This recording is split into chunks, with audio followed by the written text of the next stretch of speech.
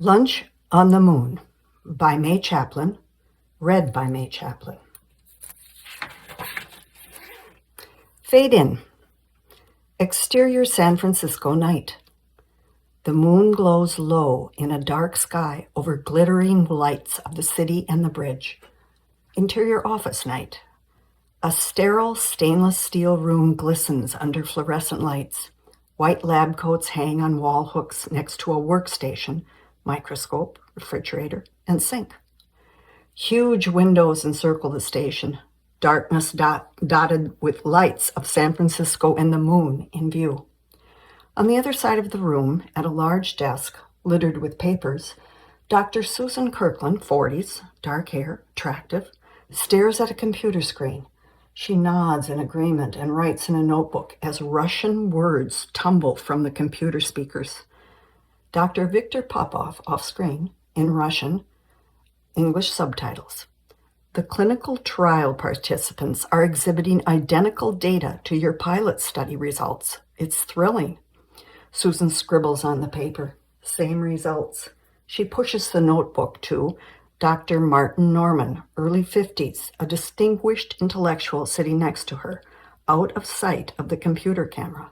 Susan smiles at the image of Dr. Viktor Popov, a gray-haired fatherly image on screen, stares back at her. Susan, in Russian, English subtitles. More than thrilling. We're giving families miracles. We're restoring memory, extending lives. Martin scribbles on the paper, pushes it to her, more participants. She glances at the note. Dr. Viktor Popov, in Russian, translation on screen. Yes, and the families are so appreciative of your generous compensation for their participation.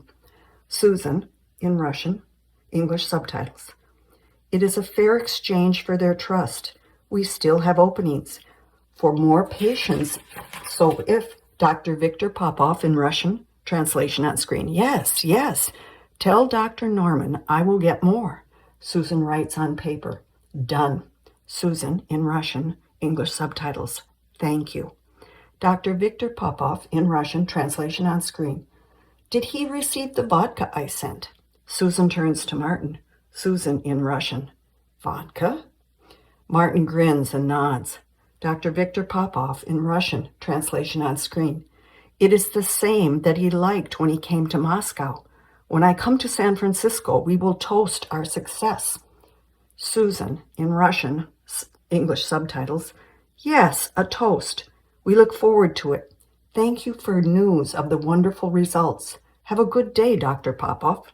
Dr. Viktor Popov, in Russian, translation on screen. And you have a good night, Dr. Kirkland. Dr. Popov's image disappears from the screen. Susan mischievously turns towards Martin. Speaks in English with a slight Russian accent. Susan, you weren't going to tell me about the vodka. Martin scampers to the refrigerator, pulls out a vodka bottle from the freezer. Big smile. Susan, naughty boy, you opened it without me. He sets the bottle on the desk in front of her. Martin, had to be sure it was the same stuff. Susan, ha! I don't believe you. He pulls 2 glasses from a drawer, playfully sets them in front of her.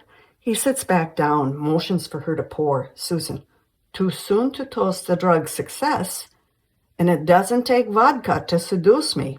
We must be celebrating something. She eyes him skeptically. He contemplates a bluff. Martin, well, Dr. Popov's success. Susan shakes head. Try again.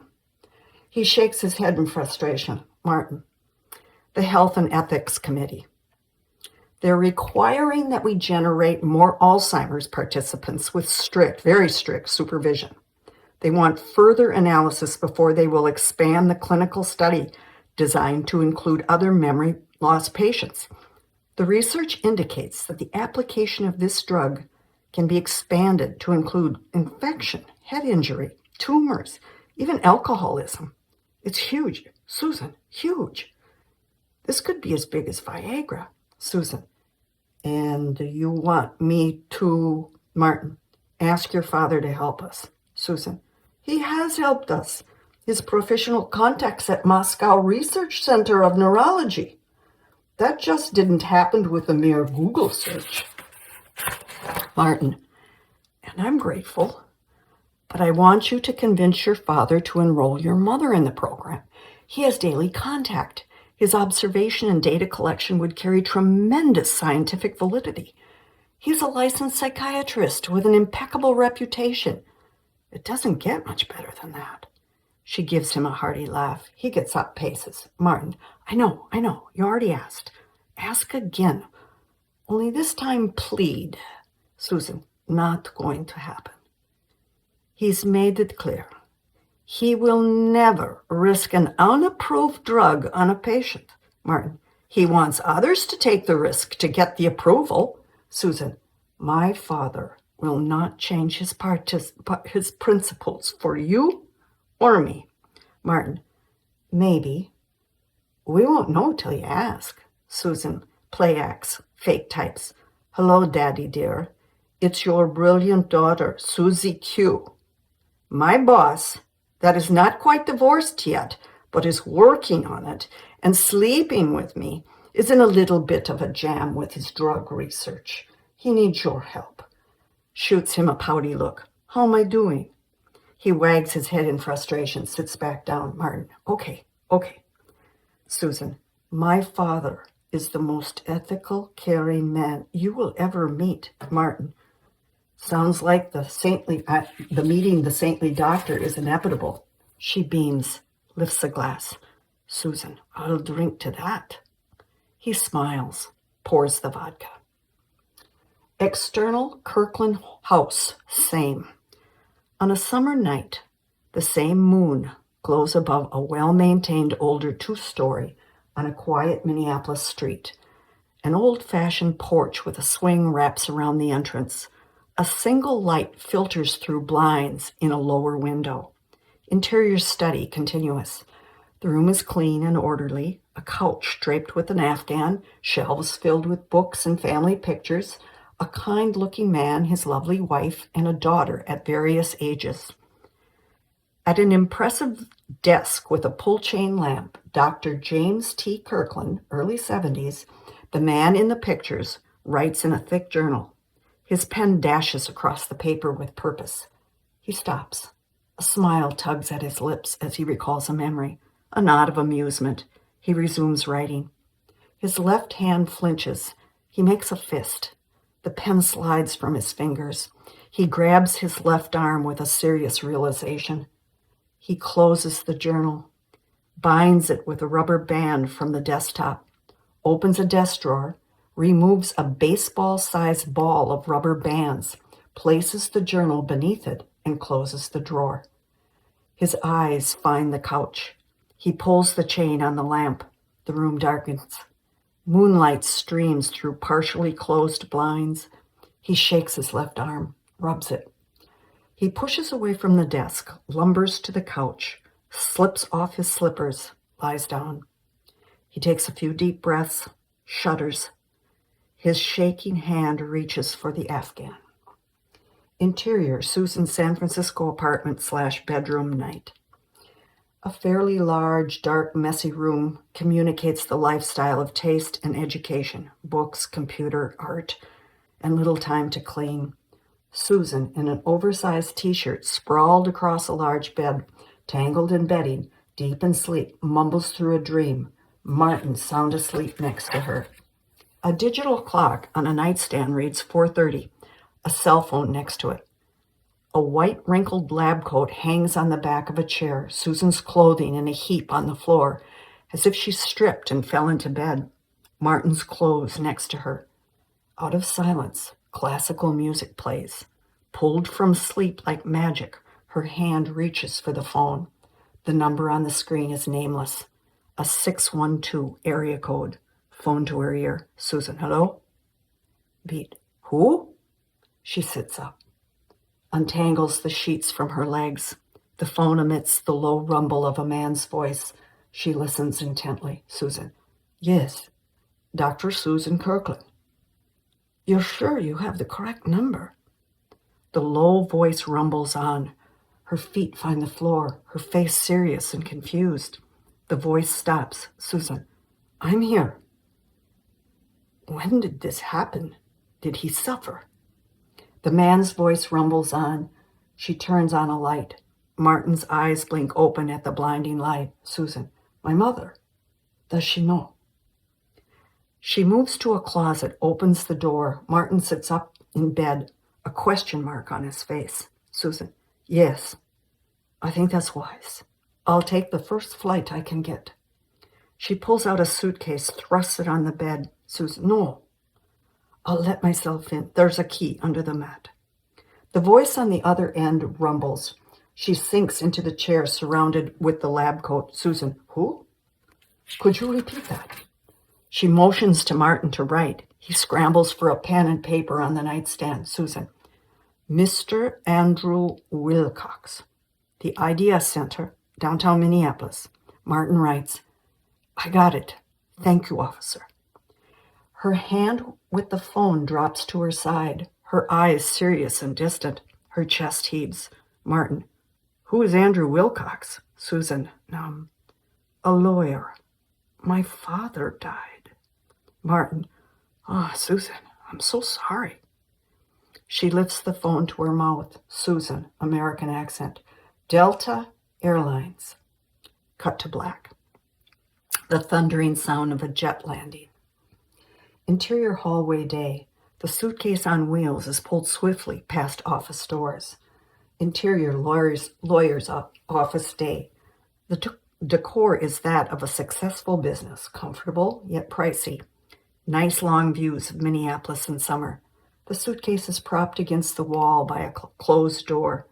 Andrew Wilcox, 60s, distinguished and nicely attired, seated at a desk with his nameplate, looks over his cheaters. He points to the bottom of a sheet of paper. Andrew, sign here. Susan scribbles her signature. He pushes her another paper. Andrew, and here. She signs it. He passes her a bulky envelope. Andrew, I am to oversee the trust. All your financial obligations are provided for. As dictated by the will, a brief obituary will run in the Star Tribune and Pioneer Press. She looks at the open envelope, keys, and a garage clicker. Andrew, I'm sure you have many questions, and I have few answers. Susan sits upright in a dazed state, stressed and tired. Susan, his request makes no sense. Andrew, to you. Susan, I have commitments to my research and those I work with. He's asking more than I can give. Andrew sizes her up. Andrew, your father was a brilliant, kind man. For some reason, Leighton Gottlieb was important to him. And now, to you, his dying wish. Think about it. Susan, it's more than a wish.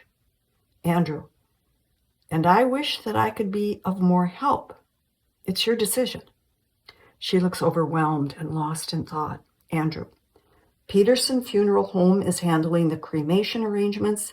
According to the trust, you are to keep the urn in the house until your mother passes. At that time, she is to be cremated and their ashes scattered together in a garden to the music of Tchaikovsky. Susan, it was their favorite. Andrew, yes, that's what he told me. Her eyes brim with tears. Susan, I've never thought of him not being here. It's overwhelming. Andrew slides a tissue box across the desk within her reach. Interior Kirkland House, night. The lock on the front door clicks, then swings wide. Susan wheels her suitcase across the threshold, past a pair of her father's shoes. She takes in the quiet of the spacious old home. She leaves the suitcase at the door, the envelope and keys on the table, then wanders into a clean, tidy living room. She sinks into a chair, wraps her arms around herself, looks at the empty, familiar room. She picks up a picture from an adjacent table of her mother and father in a smiling embrace. Susan, at some point, I'll need an explanation. And what do I say to Mom? Beep. Will it even matter? Her tired head sinks down in grief. A red rubber band on the carpet next to her shoe catches her eye. She picks it up, slips it around her wrist. Interior bathroom, same night. Water from a shower head pounds down on Susan. She stands immobile, eyes closed. Steam clouds the room. Interior bedroom, same night. Her old bedroom from the 70s. Bright colors, desk, twin bed, movie posters. The suitcase lays open on the bed. An open laptop shows Martin in a white lab coat at a cluttered desk in his office on Skype screen. Susan, in pajamas, unpacks as she talks into a microphone clipped to her top, the rubber band on her wrist. Martin, they are not happy about your absence. The first question was your timeline for the clinical trial reports. Susan, I'll have more information after I meet and observe Mr. Gottlieb. Martin, you can't possibly be thinking of treating him. Susan, because you wouldn't? Interior Martin's office, same. Susan blurs across his laptop screen as she puts clothes in drawers and closets. Martin, no, because of the importance of your work here. Susan, maybe I can do both. Martin, Susan, sit down. Her face appears on his computer screen, controlled, sincere. Susan, I'm not asking for permission. Martin, without you, the program is in jeopardy. There's too much money invested to stall this. Susan, Tuesdays at 2:30 is Leighton Gottlieb's standing appointment until my mother passes. Intercut as needed. Susan sits on the bed, the laptop on her lap with Martin gulping coffee as he processes his argument. Martin, I'm the lead on this. It's my neck, Susan, and I can do the daily analysis from here. Martin, yes, and the meetings and the hand-holding falls on me. Susan, if they insist on face-to-face, we'll conference. You know this will work. Martin, and if it doesn't, Susan, I would regret not fulfilling my father's last request. I'm staying in Minnesota. Martin, but the drug is a necessity to so many patients. Susan, I won't let you down, I promise. His head hangs in defeat. Martin, you win. I'll pitch it. Susan, a good choice. Thank you. Martin, there was no choice. She smiles. The computer image of him jerks as he settles into his chair. Martin, Ellen got news today. She's in remission. Susan, that's what we've all been waiting for. I'm happy for her. Martin, yes. Susan, you should celebrate. Martin, I'm taking her to dinner, her favorite place. Susan, just the two of you. He weighs his next words. Martin, I miss you. Susan, yes. We both know where that leads. Martin, sorry. She weighs her words. Susan, this separation is good for us. Martin, that's one way to look at it. A pause, pregnant with the unknown. Susan, I'll keep you updated. She clicks out of Skype. His live feed disappears. The desktop on her laptop is a picture of the two of them in lab coats, big smiles. She snaps the computer closed. Interior dad's bedroom, same night. Warm lights glow on either side of a large, neatly made bed. Susan runs her hand along the suits hanging in a closet. A bathrobe hangs on a hook. She buries her face in it, inhales. Interior garage, same night. The garage door grinds open. A light blinks on, revealing old Betsy, a vintage car, 20-plus years. Susan, wearing the robe over her pajamas, climbs behind the wheel. She starts the engine.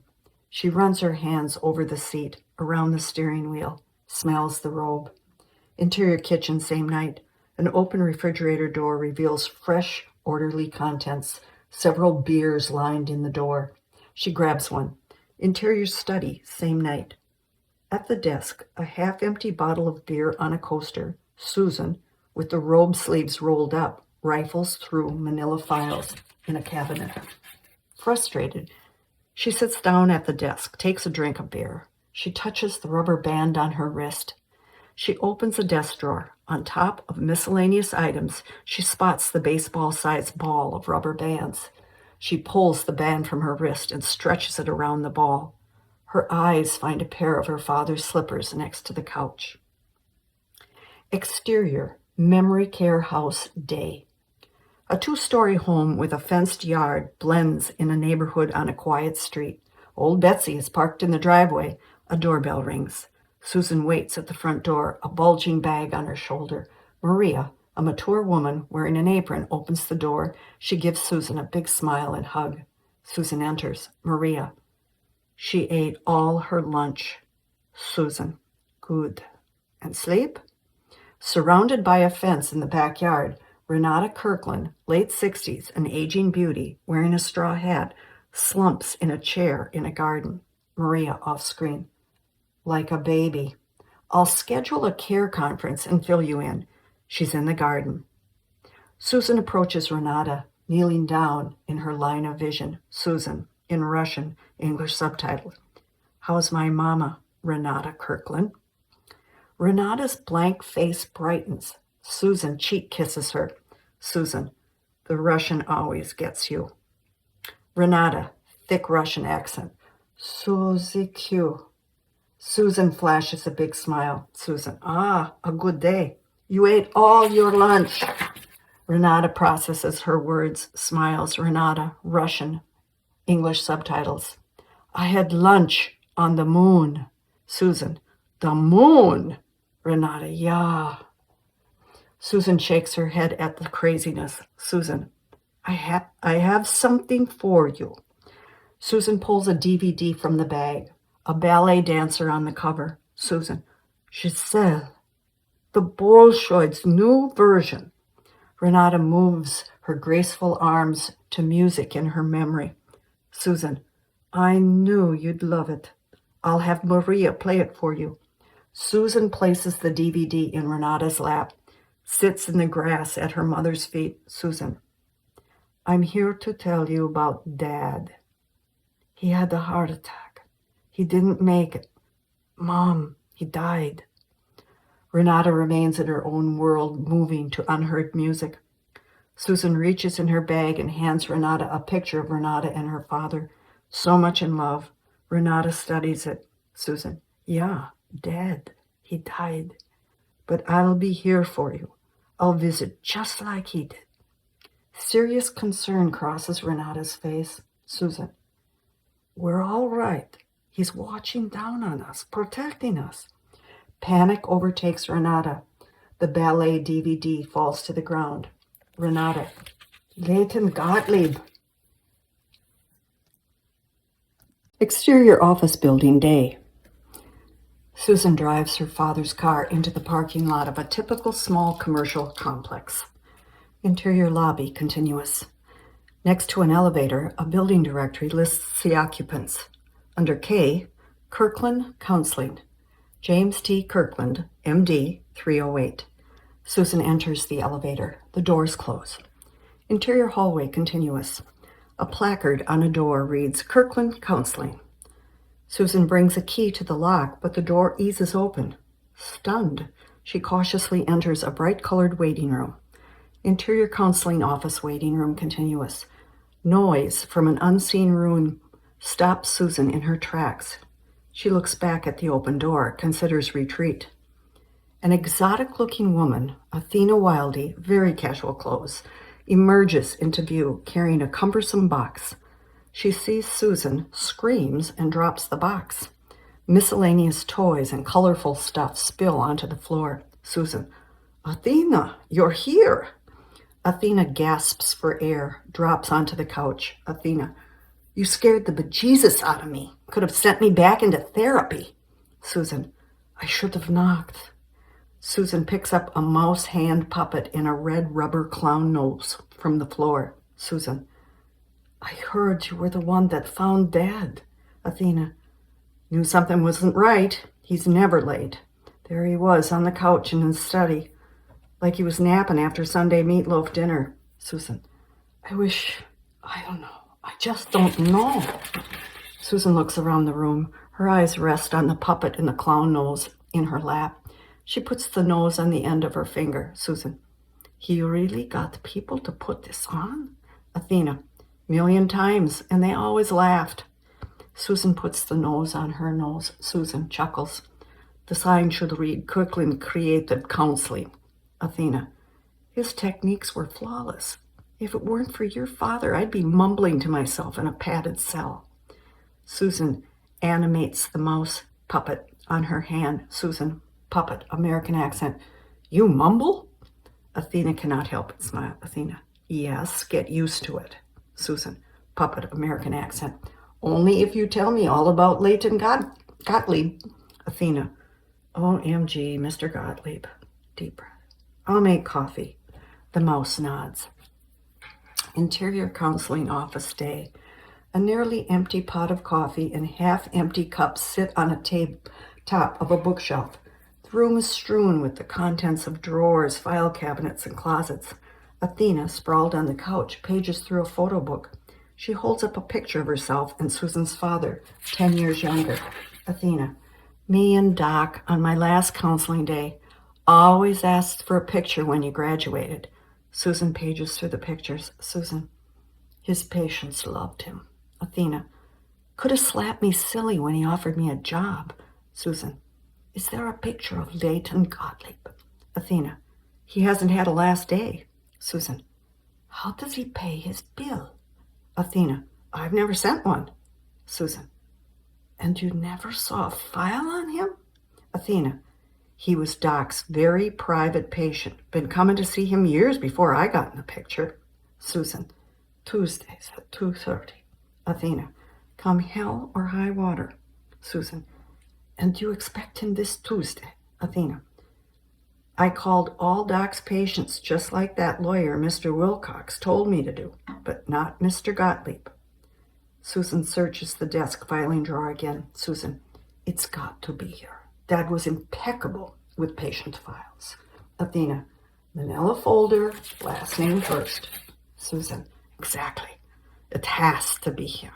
Athena, he was protective of him, fatherly. Susan, maybe he used another name.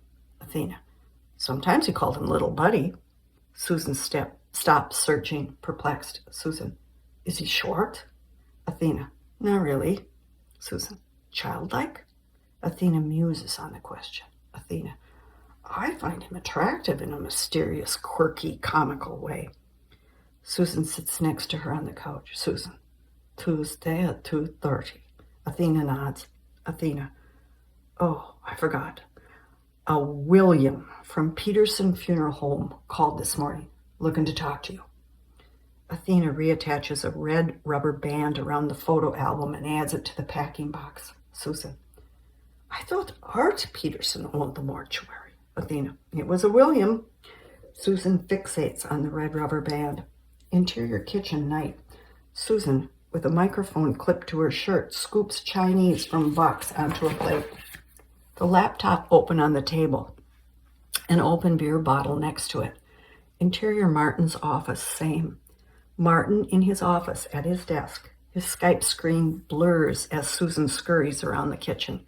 Intercut as needed. Martin, we're ahead of projection on Alzheimer's candidates for the test trials. Lots of cooperation. I've included your mother. Susan, let's wait on that. Not sure how she'll react not seeing Dad.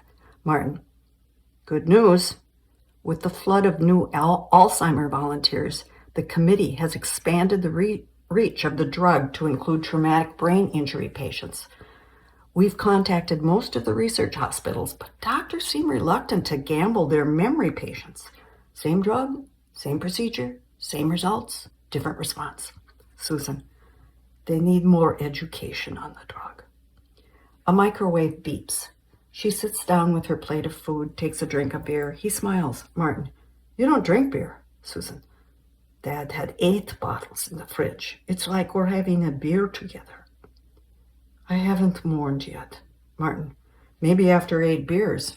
She smiles. Susan shovels food into her mouth. Martin, what's the latest on your Kaiser Soze? She giggles through a mouthful of food. Susan, I'll meet him tomorrow. Honestly, I'm a little nervous. Martin, nervous, scared? Susan thinks. Just can't figure it out. Martin, don't be alone with him. She wags her head. Susan. That's overly protective. Martin. He could be dangerous. Susan. I've researched flesh-eating bacteria. I can handle this. Martin. Just try to help. She smirks to the camera. Susan. You miss bossing me. Martin. I think it's the other way around. A doorbell rings. Interior front door continuous. Susan looks through a peephole. A fairly tall, clean-cut, well-dressed man, William Peterson, around 35, waits for the door to open. Cautiously, she unlatches the door, opens it. William, carrying an urn, beams with recognition, stares as if starstruck. William, I am so sorry for your loss. The lawyer offered to deliver your father to you, but I wanted to see you in person. Susan's gaze falls to the urn in his arms. William, I've been out of town on business. I called and left a message. She's speechless, her face a question mark. William, you don't remember me. She shakes her head.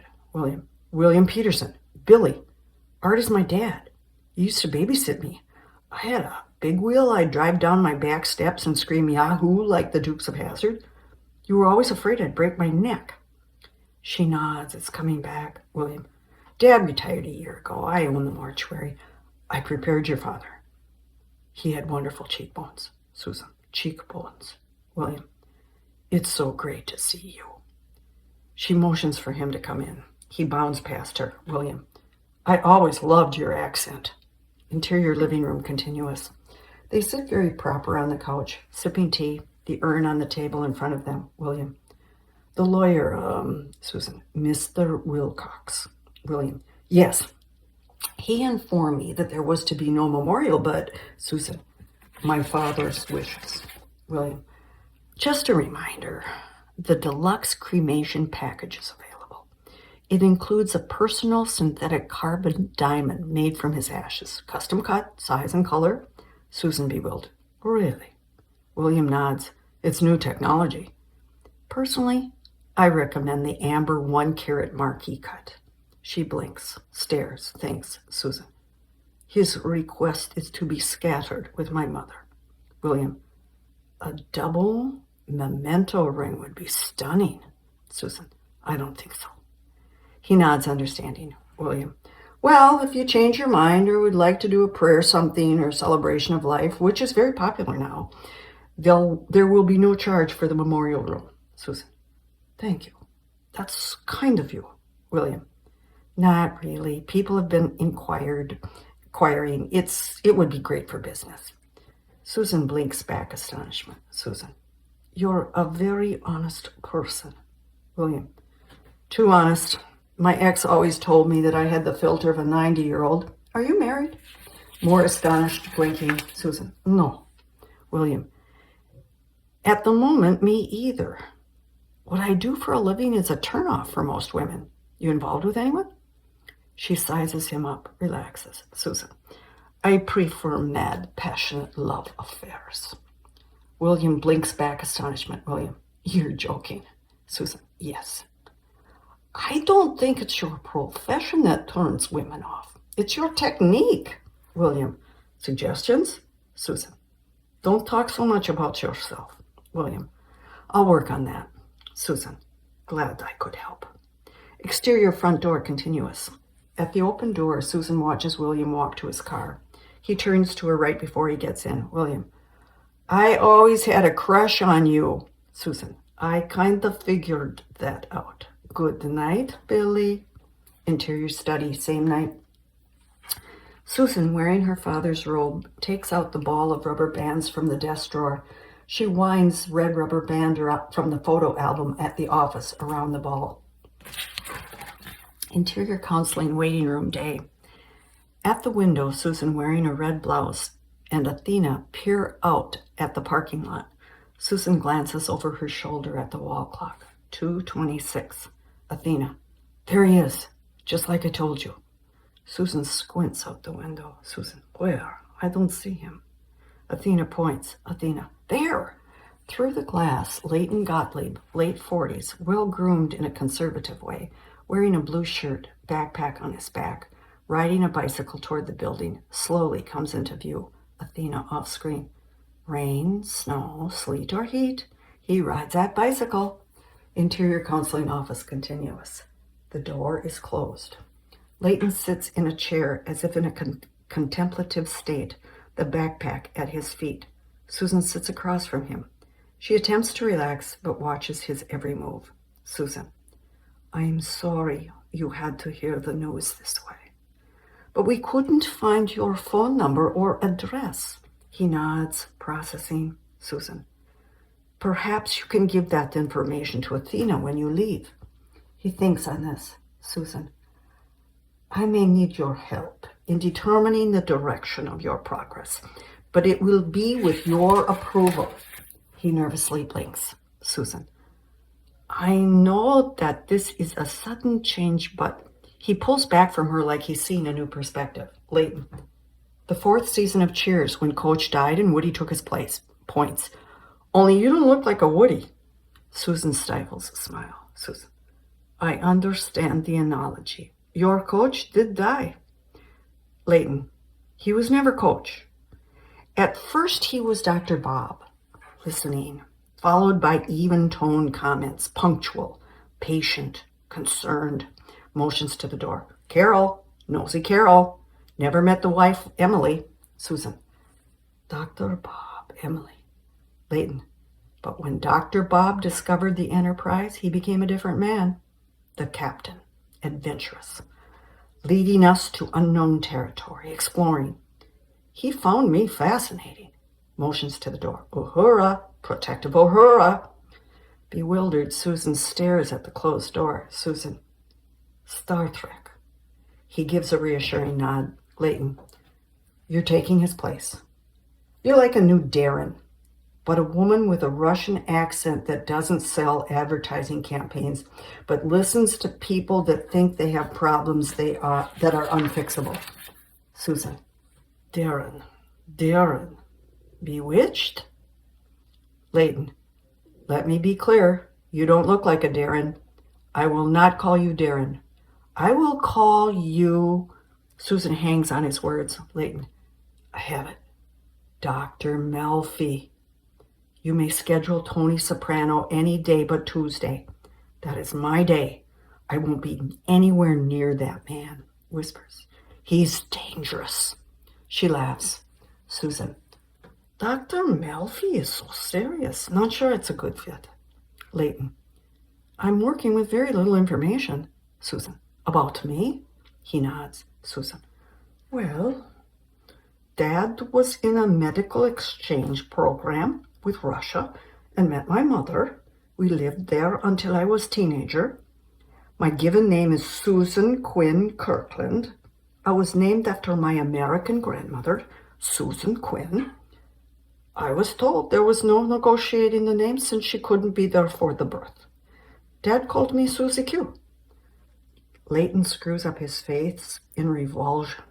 Leighton: 440 calories, 45% saturated fat, 600 milligrams of sodium, slight levels of calcium and iron are its only redeeming nutritional value. Susan: The snack cake. Leighton: Sugar is poison. Susan: Really? I didn't know that. Leighton: Note: Dr. Melfi has much to learn. He unzips his backpack and with a flourish places 2 small bags of carrots on the desk. He pushes one toward her. She is beyond bewildered. Leighton: No saturated fat or cholesterol, vitamin C, B6, A, K, iron, potassium, and magnesium. Susan: Antioxidants? Leighton: Of course. He munches on a carrot. Leighton: Next Tuesday, it is your turn to bring lunch. And no Susie Q. She opens the bag and hails inconspicuously as possible. Leighton: I prepared the carrots, not the man from Uncle. They are not poisoned. She nods, then cautiously chews on a carrot. Interior counseling waiting room, same.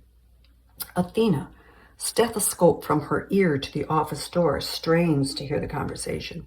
A cell phone in her pocket rings. She jumps, hustles from the door, swears under her breath. Back to scene. Leighton skeptically stares at the closed door an empty bag of carrots in his hand. Leighton, nosy Carol rears her head. Susan, I wonder what she did with Uhura. Leighton, perhaps Tony Soprano is involved. Susan, in all seriousness, Mr. Gottlieb, your sessions are confidential. I assure you that I am as professional as the captain.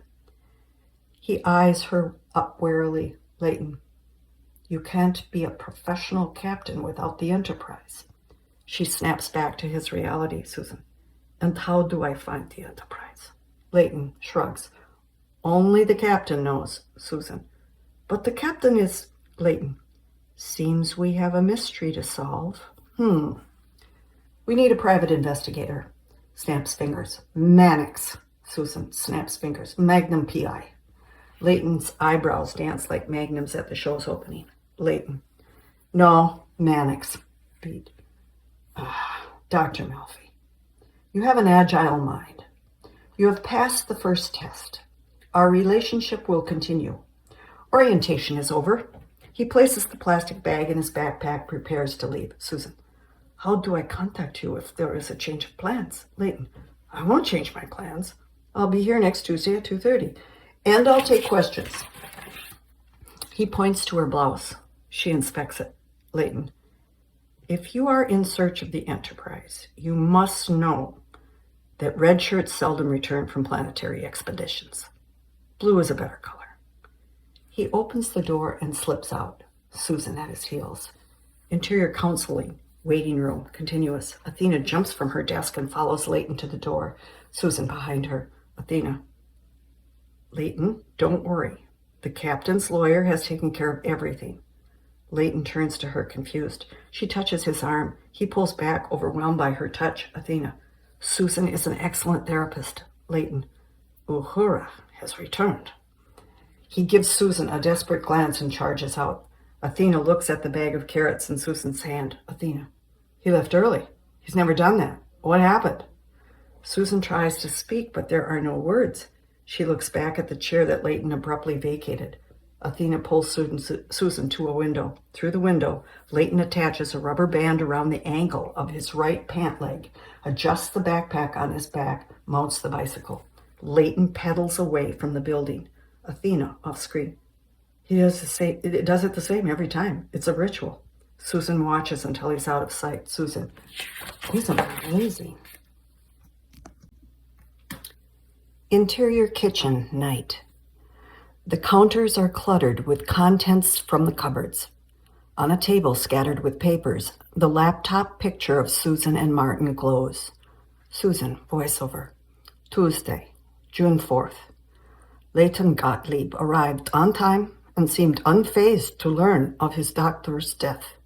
He accepted his new therapist without emotion or incidents. Interior study, continuous. On her knees, Susan fingers through a low filing cabinet. Susan, voiceover. He is intelligent, verbal, creative, delusional, relates his life with television programs, and is obsessed with food. He is hesitant of human touch. Interior dad's bedroom, continuous. Susan, on a step stool, searches the upper shelf of a closet. Susan, voiceover. His physical well-being and intake of medication were not discussed. She dumps out a bedside table drawer onto a bed. Susan, voiceover. I saw no signs of suicidal behavior. Exterior, Kirkland porch, night. Susan, wrapped in her father's robe, sits on a swing, deep in thought, drinks the rest of a beer bottle. She lifts the bottle and studies the light from a crescent moon through the empty glass. Susan, where did you put the Gottlieb file? She puts her hand to her ear playfully, wanting an answer. Crickets chirp. The wind is calm. She shakes her head at her apparent desperation. She stands up from the swing. Her hand touches a red rubber band wound around the wood. Exterior memory care house day. Susan drives in the driveway. Beautiful summer day. Interior memory care house dining room day.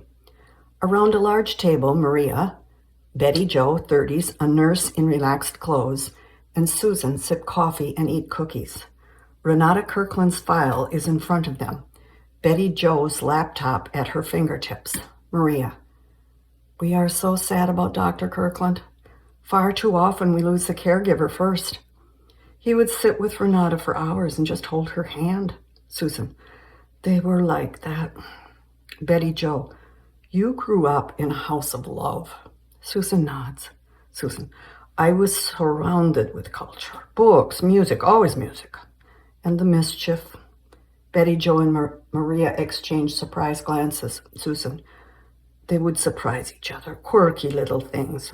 Then laugh and hug with me in the middle. Maria. A perfect childhood. Susan. Yes. If only I could find it as an adult. Betty Jo. Keep looking. Susan shakes head. You only get perfect once. Maria. Well, Renata is very lucky because you are the perfect daughter. Susan. How's she doing? Betty Jo. Her assessment is unchanged. She's doing well. Susan. She knew my name. Maria. She absolutely adores the new ballet DVD. Dances to it for hours. Continual clapping from the residents. Susan. And my compliments to your activity director. Renata informed me that she had lunch on the moon. Susan chuckles. Betty Jo and Maria exchange glances. Betty Jo. The moon? What did we serve? Susan. There were no complaints. Maria. We didn't know about that. Betty Jo. Hallucinations could mean urinary tract infection. Susan. When was her last physical? Betty Jo clicks keys on the keyboard. Betty Jo. 2 months ago. Your father was meticulous in his written assessments. Her cholesterol was a little high. Susan. Her primary doctor was my father? Maria. He insisted. Betty Jo. We'll switch her to our staff doctor. Check her for an infection, and if needed, get her on antibiotics. Susan nods, processing. Betty Jo. The only blip on the radar is some anxiety since your last visit. Susan. Seems normal under the circumstances. Maria. Yes, seeing you and not Dr. Kirkland. Betty Jo. What we're concerned about is her wandering at night. We find her at the front door, twisting the knob, trying to get out. Maria. Overnights report her as agitated and mumbling. It takes them quite a while to get her back into bed. Betty Jo pages through Renata's hard copy file. Betty Jo. Here it is. She repeats Laden Glebe. Laden Glebe. Is that Russian? Susan pulls the report closer to read it. Susan. Laden Glebe. Leighton Gottlieb. Interior memory care house living room day. Renata gracefully dances in her own world to unheard music. Wistfully, Susan watches from the door. Interior bedroom morning. Sunlight seeps through the blinds into the room. Susan, in pajamas, tangled in the covers, sleeps in the bed. A thunder of a door closing and water running rouses her. Her eyes flicker open. Dazed, she sits up. The noise intensifies. Panic flashes across her face. Stealthily, she makes her way to a closet and finds a tennis racket. More noise, whistling. Her shaking hand grips the tennis racket. She opens the bedroom door. Interior hallway continuous. Half scared, half angry, tennis racket in hand, she tiptoes towards the stairway. The noise stops. She stops, her breathing audible. Her eyes case the room, resting on a closed front door. She continues her descent down the stairway. Interior entry continuous. As soon as her bare foot touches the floor, Carrie Larson, 30s, a tall, athletic, former farm girl, jumps from behind a corner and swings a broom at Susan's head. The tennis racket goes flying and Susan collapses on the floor, her hand to her face. Carrie stares at her wide-eyed, open-mouthed. Carrie. Susan! Interior kitchen continuous. It's a mess. Dishes piled in the sink, the counters littered from Susan's previous search. Susan sits at the table with a bag of ice on her forehead. Carrie pours her a cup of tea. Susan. I didn't catch your name, just the broom. Carrie, I said I'm really sorry about that. I'm Carrie Larson, Dr. Kirkland's housekeeper. I've cleaned for him every other Thursday at 8:30 a.m. for 5 years. Carrie puts the kettle back on the stove. Carrie, look at the place. I thought I caught a robber in the act, and I was the first line of defense. Susan surveys the messy room. Carrie, Dr. Kirkland didn't tell me you were coming, and I know why. You're a slob, probably afraid I'd quit. Susan sets the ice pack on the table, chooses her words. Susan, you know who I am. Carrie, pictures, I dust them. Susan pushes out a chair. Susan, Carrie, sit down. Hesitantly, Carrie sits. Susan, I'm here because I have bad news. Dr. Kirkland had a heart attack and died. I am so sorry you had to find out this way. Carrie is stunned, confused. Carrie, this can't be. Athena would have called. Susan, you know Athena. Carrie, I was Dr. Kirkland's patient. I OD'd and was on suicide watch. He got me through it and offered me a job. Tears up. He was a great guy, like the best, the very best. Did you know that? Susan, yes. Carrie collapses in emotion. Susan puts her arms around her. Interior counseling waiting room day. Athena cleans the desk and phone with sanitizing wipes. Susan frowns, slumped in a chair. Athena, there were no instructions for Mr. Wilcox to call Dr. Kirkland's ex-patients or his housekeeper and tell her that her employer is dead. Susan, I'm not criticizing you. Athena, I was to inform the current patients, archive all the files, clean out the closets, and look for a job. Susan, a job. Athena dramatically gestures at the empty room. Athena, you have one patient. I think you can handle that. Susan, I didn't realize that, Athena, that I'd leave. Susan nods. Athena, I haven't started looking, so I might be here a while. Susan smiles and nods bigger. Athena, so did you fire her? Susan is confused. Athena, Carrie. Susan, no. She wisely pointed out that I am somewhat of a slob, and she cooks. Interior kitchen night. Susan inhales a luscious plate of food in front of the laptop. Martin on Skype watches her eat. Interior Martin's office same. Martin at the desk watches Susan talk and eat on Skype. Intercut as needed. Martin, great job on the report. It buys us time. 2 referrals from Wake Forest came in today. How's Renata? She eyeballs him. Susan, I can't risk any setbacks with her. Martin, but that's why you transferred to this research program, to get the drug to your mother. Susan, but not now. She's anxious. Some connection to Leighton Gottlieb. She's forgotten so much, but his name. Martin, your father could have talked about Gottlieb. Susan, maybe she met him. Martin, the drug could help you find out. Susan laughs, resumes eating. Susan, back off, Ron Popeil. You're not selling me on this. At least not today. Martin gives her a big laugh on screen. Martin, so what is the psychiatrist's big plan for her mystery patient? He leans back in his chair. Susan chows down, so relaxed. Susan, brush up on old television programs, especially Star Trek. Gain his confidence. Get him as relaxed with me as he was with Dad. Open that door to the information of their sessions.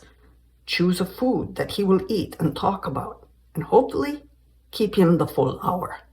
Martin, what? No non-judgmental offering of support or development of coping skills such as positive thinking to lower stress? I question your professionalism. Susan, ha ha. No wonder you chose research. Everything is textbook. Martin checks his watch. Reaches for his briefcase. Martin, keep me posted. I'm hooked on your TV reality show. He shoves papers into a briefcase. Susan pushes her plate aside, watches him hurry. Susan, well, goodbye to you too. He gives the deer in the headlights look. Martin, oh, I'm sorry. It's just that I have an appointment. Susan, with the board? Martin, no. I'm taking Ellen out to celebrate her remission. Remember? Susan, of course. Martin, yes. The pause between them is awkward. Susan, have a nice dinner. Good night. Martin's image disappears from the screen. Interior counseling office day. A plate of a variety of grapes graces the desk. Leighton prudently chooses a red one, eats it. Susan grabs a handful, tosses one in her mouth. Leighton, grapes. A fruiting berry of the genus Vitis, grows in clusters of 15 to 300. Crimson, black, dark blue, yellow, green, orange, and pink. An excellent source of manganese, vitamin K, C, B1, B6, and potassium. Since yeast occurs naturally on the skins, alcoholic drinks such as wine can be produced. Susan, how do you know that? Leighton, it's common knowledge. She gives a bewildered nod. Susan, do you drink wine? Leighton, I have on occasion, but there is very little nutritional value. The questions have begun. Susan, you said you'd take questions. Leighton, it's time to initiate the captain's primary rule. Susan, primary rule. Leighton, if you expect me to respond to your question, then I expect you to answer the same question. Susan, a good rule. I prefer red wine. He takes another grape. Susan, cautious. From what you tell me, you and the captain spent many hours together. On the Enterprise, you must have shared experiences and memories. That interests me. He eyes her skeptically. Leighton, that wasn't a question. You sidestepped the ottoman. Susan, let me guess. A TV reference. Leighton, in the opening scene of the Dick Van Dyke Show, he would trip on the ottoman as he came into the living room. But in the third season, he sidestepped the ottoman. You get points for that. She shakes her head in amusement. Susan, I'm waiting for the experiences and memories. Leighton, he would crack up when I demonstrate watching a Chinese monster movie. Susan, my father crack up? He smugly nods. Susan, okay, I'll bite. What was your experience watching a Japanese monster movie? Leighton does a hilarious bit dubbing a monster movie. His mouth moves one way, but the words come out like a bad dubbing. Susan gawks in disbelief. Smile becomes giggles, then laughter. Leighton, no need for the question. You cracked up. Susan, yes, I cracked up. He studies her, waits for a question. Susan, go on. Leighton, there is a part of my mind that collects information that captivates me. For example, what is the actual geography of Gilligan's Island? In some episodes, a castaway can wander into the jungle and be lost for days. In others, Gilligan can circumnavigate the entire island in a matter of seconds, albeit in fast motion. Inconsistent authorship or a sly precursor to the island unlost. Wide-eyed, Susan hangs on every word. He waits for a question. Susan, and your favorite? Leighton, question. MASH. It was the captain's favorite, also. Our second favorite was Leave It to Beaver. He smiles triumphantly. Susan, I adored The Love Boat. He grimaces. Susan, American accent, slow and deliberate. I wanted to learn to talk like Julie. Leighton, trivial banality. She laughs, then abruptly turns to him. Susan, I think it is time to initiate Susan's primary rule. It is not permitted to denigrate the answer to a question. It is merely information. Leighton. Dr. Melfi is growing Spock ears. Susan. Perhaps they will help me locate the Enterprise. Leighton. What? And put Mannix out of a job? Susan.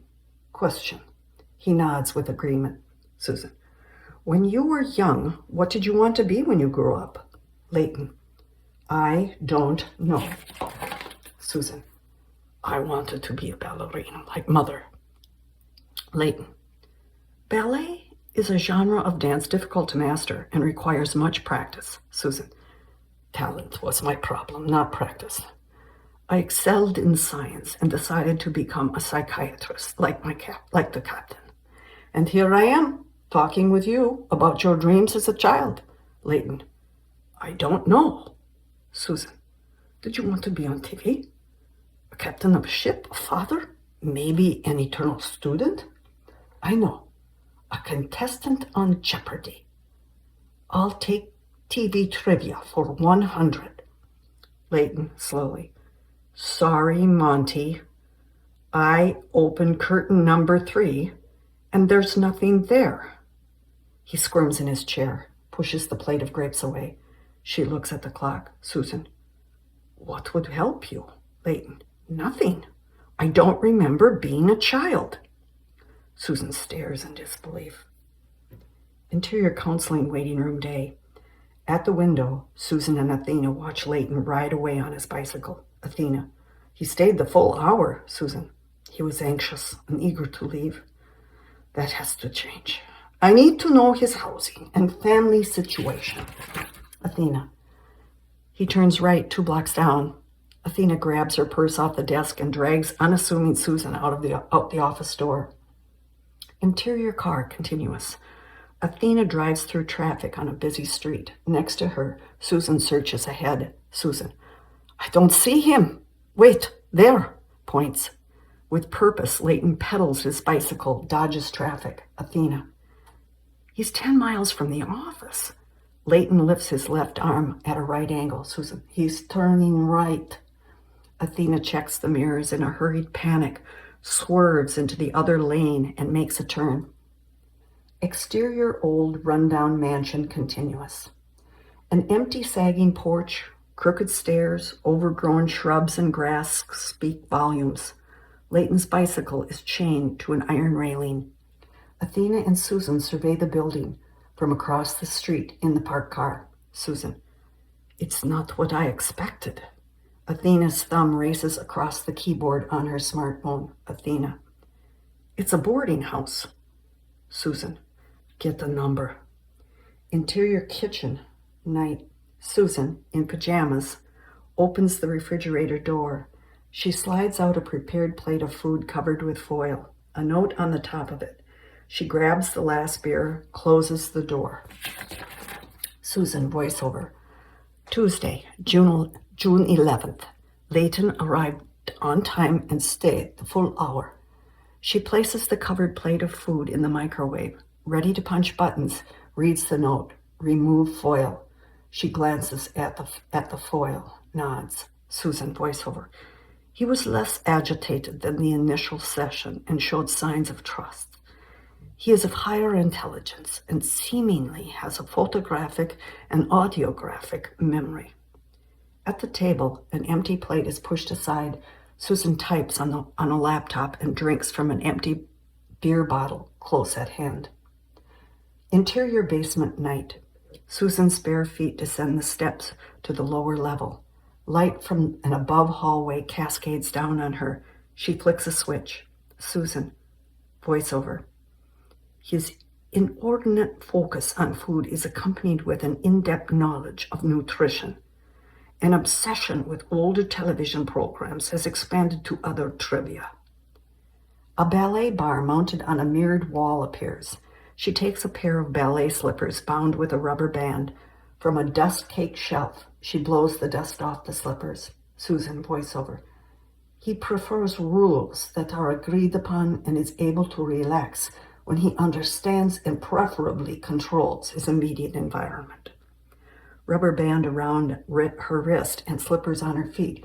She runs her hand along the bar, postures herself, lifts her leg to rest on the bar, stretches, closes her eyes. Susan, voiceover. He was able to respond appropriately to joking and direction.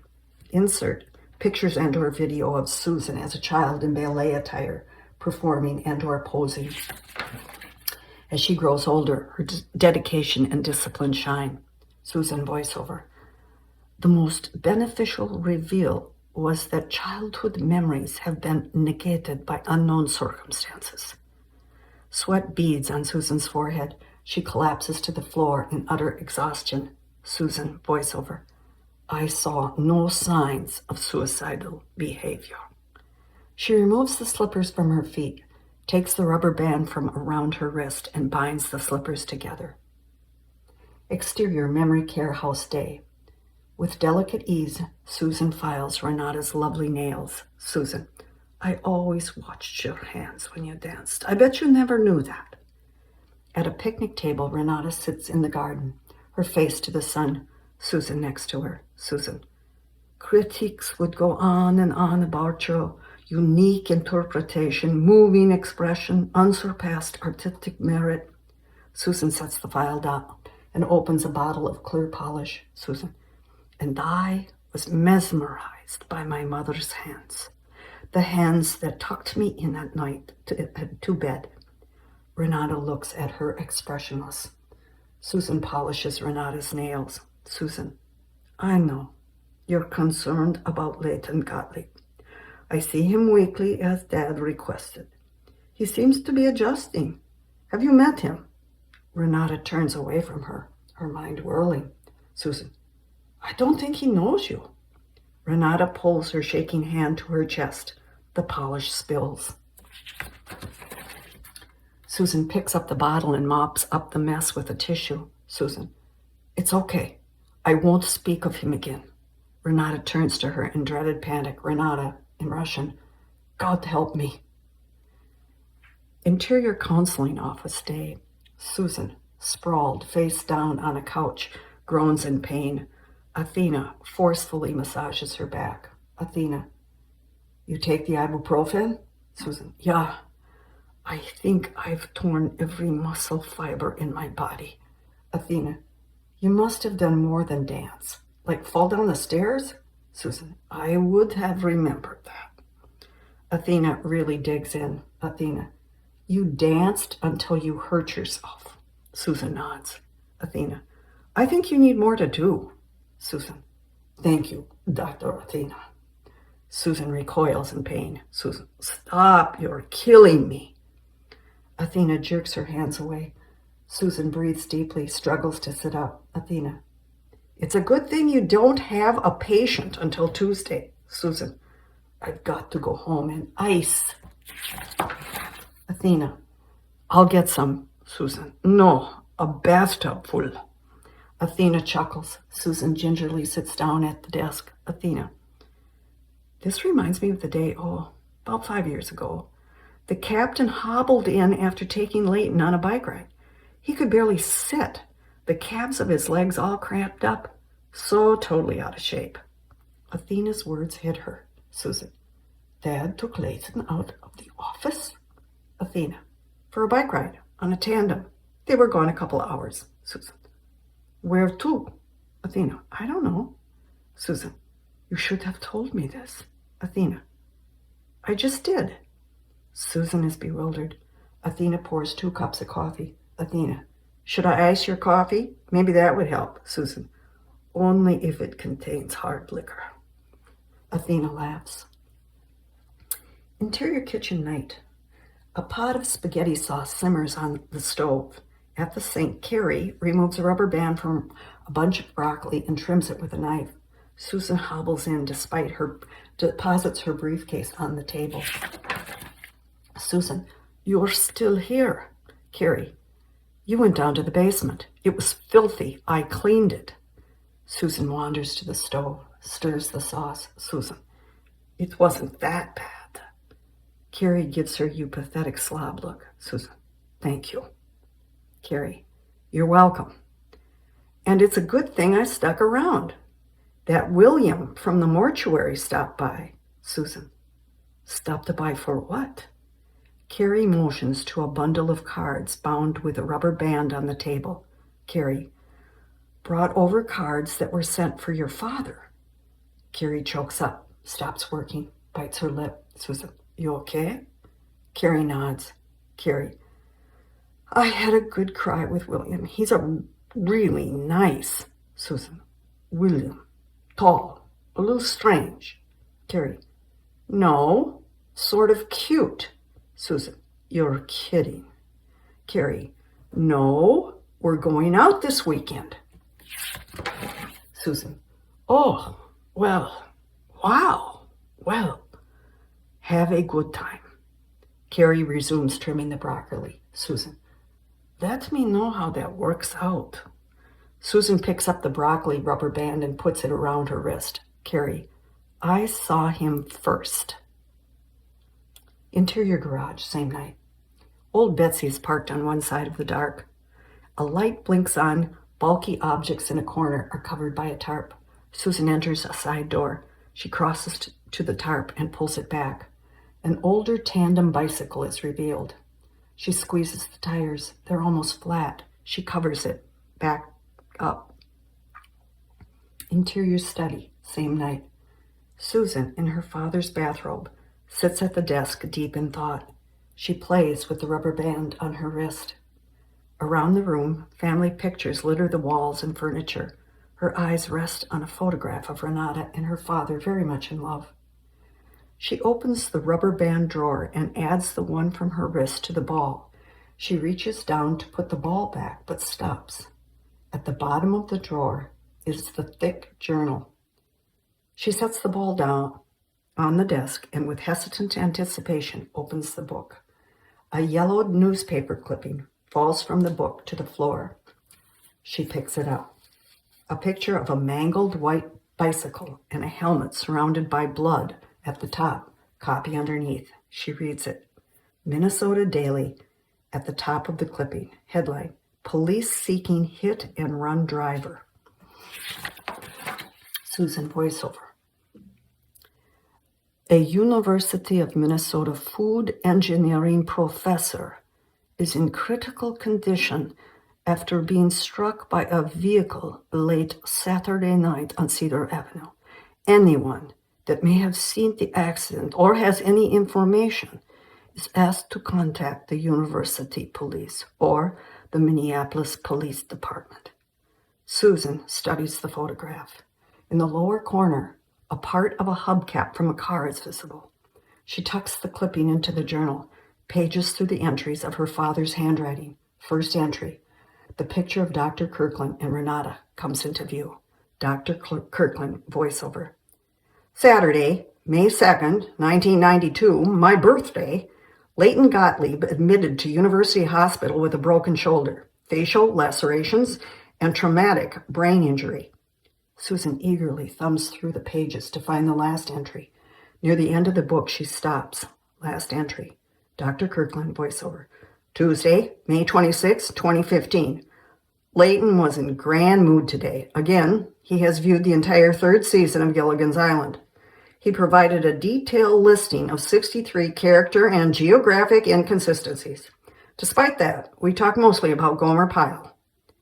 She claps the book shut. A euphoric sensation fills her. Susan. Coffee. Interior dad's bedroom morning. An empty coffee cup on the bedstead. Sunlight fills the room. Susan, still in the bathrobe, sits propped in a bed against the plethora of pillows. She looks like she's been up all night. Her laptop is open. As she reads the book, Martin's image appears on Skype.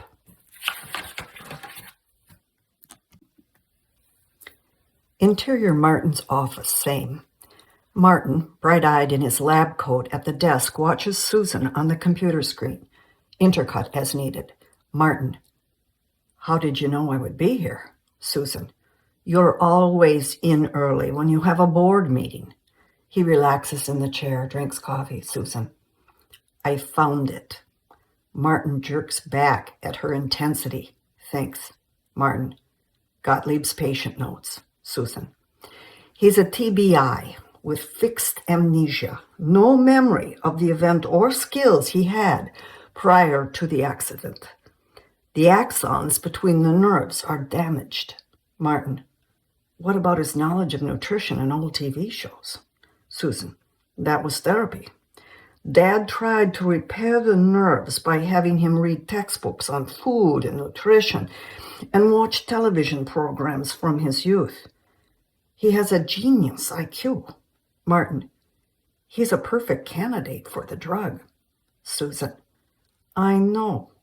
Martin. Get him to sign. Susan closes the book, feels the weight of it all. Susan. I'll try. Martin nods enthusiastically. Martin. I'll tell the board that we are personally administering the drug, witnessing the patient, and recording the outcome. It's the best possible scientific control. They'll be thrilled. Susan. Maybe wait on that. Martin. Susan. You can do this, I know. Susan. But we don't know Leighton Gottlieb. Interior lawyer's office day. Andrew Wilcox rushes in, sleeves rolled up. He plops his briefcase on the desk. Susan, teacup in hand, follows him in, finds a chair. Andrew, got tangled in litigation. Sorry about the wait. Susan, the hospitality was excellent. Lifts the cup. Andrew sits behind the desk, rummages through papers, turns on his computer. Andrew, is there a problem with the administration of trust funds? Susan, I think we're good. He scans the computer screen. Andrew, reconsidering your decision? Susan, no. Andrew, a change in employees? Susan, no. He looks over his glasses at her, leans back in his chair. Andrew, am I going to be scolded? Susan smiles. Susan, no. He smiles. Susan, I have an opportunity to help Leighton Gottlieb regain his memory loss with the use of an experimental drug. I need written consent. His medical files show no next of kin or guardian. Through all the years, his treatment has been pro bono. I'm wondering if, Andrew, your father was his guardian? She nods. Andrew shies away from her gaze, composes himself. Andrew, I work in corporate law. Your father came to me to draw up a trust. He knew what he wanted, and I did the work. What I failed to do was ask any questions, so here we sit with no answers. Susan, maybe he chose you because you wouldn't ask any questions. Andrew, we'll never know. Why assume Gottlieb can't sign for the drug himself? Susan, good point. Andrew, I won't charge you. She smiles. He smiles back. Susan, how did my father find you? Andrew, he saved my son Robert's life. Susan, when was that? Andrew waves the question. Attorney-client, sorry. Susan, I'm familiar with the concept. Andrew, I will tell you that Robert was deeply saddened by your father's passing. Susan, everyone is. Interior counseling waiting room day. At her desk, Athena intently works on a computer. Susan hovers behind her, watches her every move. Athena, I can feel your breath on my neck, and it's not turning me on. It's irritating the hell out of me. Susan moves back. Susan, sorry. Athena, I don't see any past invoices for Wilcox. Must have been before my time in this accounting system. Susan goes to the window.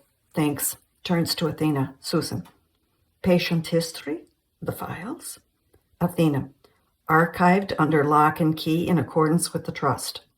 Susan sits down on the couch. Susan, this may have nothing to do with therapy. Dad could have performed the Heimlich or CPR in an emergency on Robert.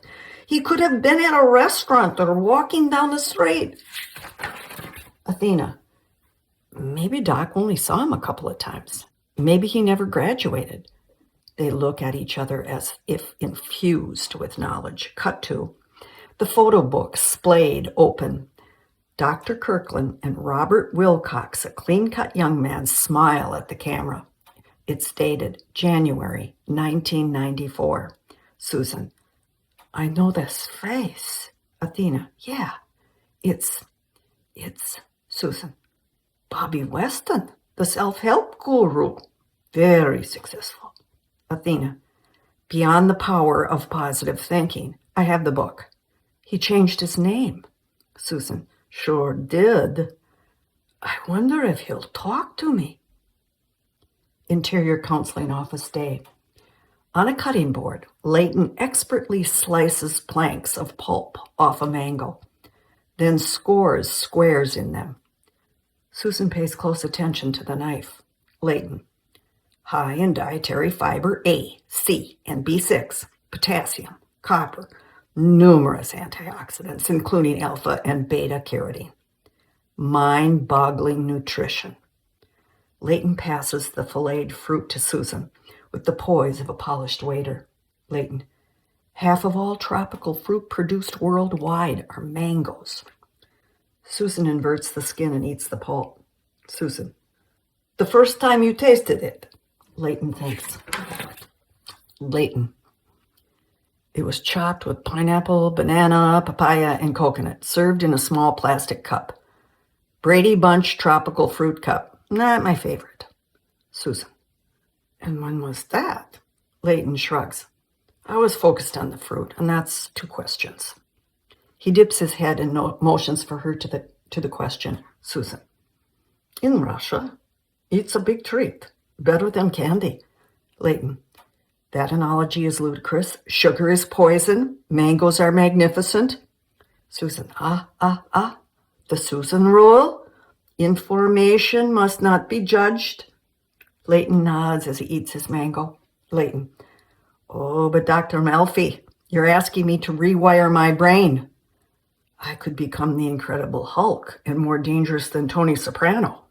She smiles and presses on. Susan, if rewiring your brain was possible, would you consider it? Leighton, so improbable.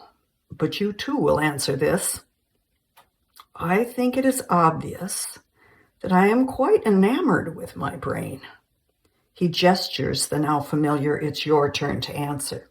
Susan, if I could remember my childhood or when I first ate mango, I would consider it. He stands up as if inspired, grandstands. Leighton, it's suddenly crystal clear. My first mango was eaten in my childhood, which was so horrendous that I chose to forget it. Susan dips head. I bow to your cleverness. Okay, let's try something pleasant. Who was your first love? He glances at the closed door to the waiting room in Athena. Leighton, you're assuming I had one. Susan, it's a rite of passage. Everyone had. Leighton, fine. All of Charlie's Angels. Sits down in defeat. Team Melfi wins the first round. Susan, it's not a competition, it's a conversation. Leighton, a conversation is a spontaneous communication between people who follow rules of etiquette. The rules are yours, Dr. Melfi, and you expect me to follow them. Susan, it's a choice. You don't have to follow. Leighton, fine. Then Beaver chooses to go to his room and ask Big Brother Wally for advice. She's nervous, chooses her words. Susan, okay, I pushed you. But for a very good reason. Leighton, well, the push landed me off a steep cliff. No need to worry. The Mission Impossible team is coming to my rescue. Susan, I have another idea. Leighton, I hope it's a good one because the cliff was the Grand Canyon. Susan stifles a smirk. Susan, there's a new drug that is designed to help restore memory loss in patients like you. Leighton, no one is like me. Susan, And no one is like me. Leighton. Patients like me. Delusional. Manic. Neurotic. Obsessive compulsive. Oh yes. And that pesky rewiring problem we brushed upon. Susan. The drug only addresses the memory loss. All the other stuff you get to keep. Leighton. How generous. I get to be me. Susan. And remember it. All of it. Leighton. The captain would never have pushed me. We would have cruised together on the Enterprise and laughed about something wonderful and ridiculous. Susan. The captain didn't know how to help you.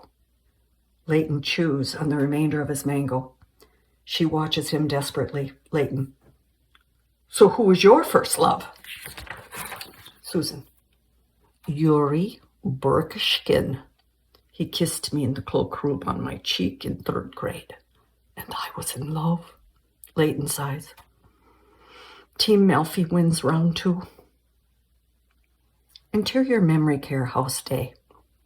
In a hallway, Susan cracks open a closed door and peers in. Maria joins her. Maria. She's napping, but I'm sure she'd want you to wake her. Susan. How's the night wandering? Maria. Antibiotics cleared up the infection. She's fine. Maria nods, pats Susan's back, and leaves. Susan enters. Interior bedroom continuous. Renata sleeps peacefully in a recliner. Susan takes a seat next to her. She brushes loose strands of hair from her mother's face. Susan. How's my sleeping beauty? Are you dancing in your dreams? She gently rubs Renata's hand. Renata blinks awake. Susan.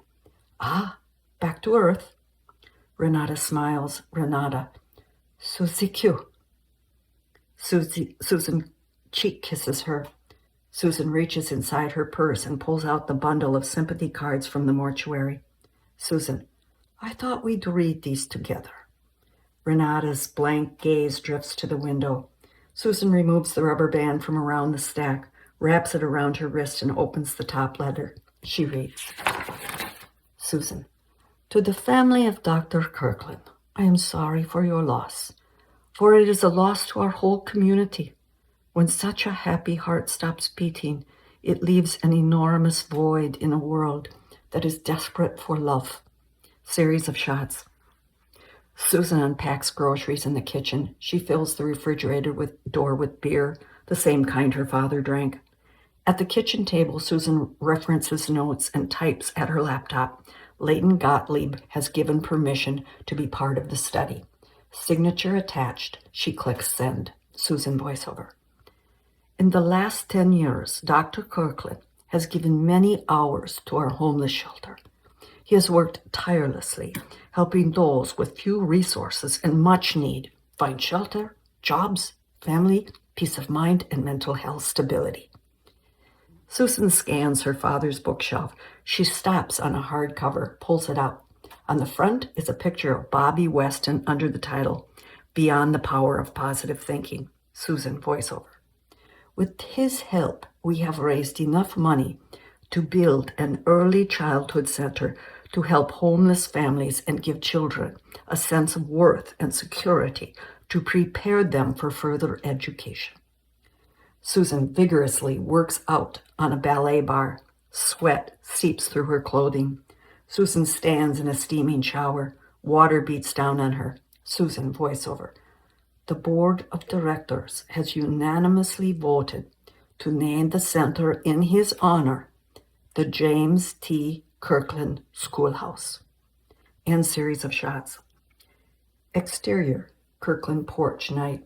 Susan sits on the swing, wrapped in her father's robe, the same letter she read to Renata in her hand. The rest of the cards scattered around her, the rubber band on her wrist. Susan voiceover. It is our hope that these children will take the gifts that Dr. Kirkland gave to all of us and scatter them into the world. Tears stream down her face. She wipes them away with a bulky sleeve, but sobs continue. She gathers the letters and cards and binds them with the rubber band from her wrist. She looks up at a big full moon. Interior study, continuous. Susan opens the desk rubber band drawer. She places the banded letters and cards next to the rubber band ball. She closes the drawer. Interior Counseling Office Day. Leighton sits in a chair, a digital blood pressure cuff strapped to his arm. He watches the numbers on the readout descend. Susan stands next to him. Susan, just relax. His shoulders drop. His eyes close. The machine beeps. She peeks at the numbers. Susan, 112 over 75. Not bad. She hands him a hardcover journal. Susan, this is your medical journal. You need to take your blood pressure every day and record the numbers. Leighton takes the band off his arm. Leighton, Dr. Melfi is becoming Dr. Kildare. Susan, you also need to record any change in appetite, unusual dreams, headaches, nausea, mood swings, and unexplained euphoria or depression. Leighton opens the book of empty pages. Leighton, what if I change my mind? Susan sits down behind the desk, composes herself. Susan, then you change your mind. But we won't know what the drug can do unless we complete the test. Leighton, promise me I can change my mind. Susan, have you already changed your mind? Leighton looks at the closed door to the waiting room. Leighton, when I remember the things that I've forgotten, does that mean I won't be coming here on Tuesday at 2:30? This warms her heart. Susan, no. It means we then get to work on the part of you that is delusional, manic, neurotic, obsessive-compulsive, and that disregards the Susan rule. Leighton nods in agreement. Susan, good. She hands him a second journal. Susan, this is your memory journal. Enter every new memory with a date. Your first entry will be your current first memory. The drug usually starts working from that point. Leighton, it was in the hospital, the captain looking into my eyes with a light. Susan, write that all down with as much detail as possible. B, do you know why you were there? Leighton, the captain told me I had an accident. Susan, what kind of accident? Leighton shrugs. I never asked. Susan nods, deep in thought. Susan, whatever memories come back to you, know that you are safe. If you get upset, sick, worried, or afraid, contact me. I am responsible for your medical well-being. The numbers where I can be reached day or night are in that book. Leighton opens the first page with the numbers. Susan, do you have access to a telephone? I need that number. Leighton nods. She hands him a bottle of pills. Susan, you get a week's supply at a time. Follow the directions. We should meet twice a week, Tuesday and Friday, and bring the journals. Can you do that? Leighton, 2:30? Susan smiles and nods. Interior Counseling Waiting Room continuous. At the window, Susan and Athena watch Leighton pedal away from the building. Athena, for some reason I'm worried, and I don't like it. Susan, it's the unknown. Put your mind on something else. Bobby Weston and Leighton were at the University of Minnesota at the same time. Both were Dad's patients. He might remember the accident. Athena goes to her desk, finds notes, reads. Athena, I posted a request for contact on his website. I responded to a bunch of his YouTube videos, liked him on Facebook. His blog is run by a fan club, but has no direct contact. He does not tweet, Instagram, or chat. Susan, he gives lectures. Athena, his current personal transformation world tour is sold out. I could try to scalp a ticket to his appearance in Salt Lake City on Saturday. You could hunt him down in his dressing room before he takes the stage. Susan, they're going to think I'm stalking. Athena, well, aren't we? Susan takes the book Beyond the Power of Positive Thinking that she found in her father's bookshelf from the desk and hands it to Athena. Susan, read the dedication. Athena opens the book, reads, Athena, to Dr. James Kirkland, I could not have made it here without you. With deep gratitude and admiration. Interior Martin's office night. Martin sorts through stacks of paper at his messy desk. The computer monitor displays Susan on Skype. Interior basement, same. Fresh from a workout, Susan sits on the floor under the ballet bar, the laptop in her lap, intercut as needed. Susan, I sent the results of his physical. Martin, got it. The cholesterol of a marathon runner. Susan, nutrition and exercise will do that. Martin, there's only one glitch. Susan, that's optimistic.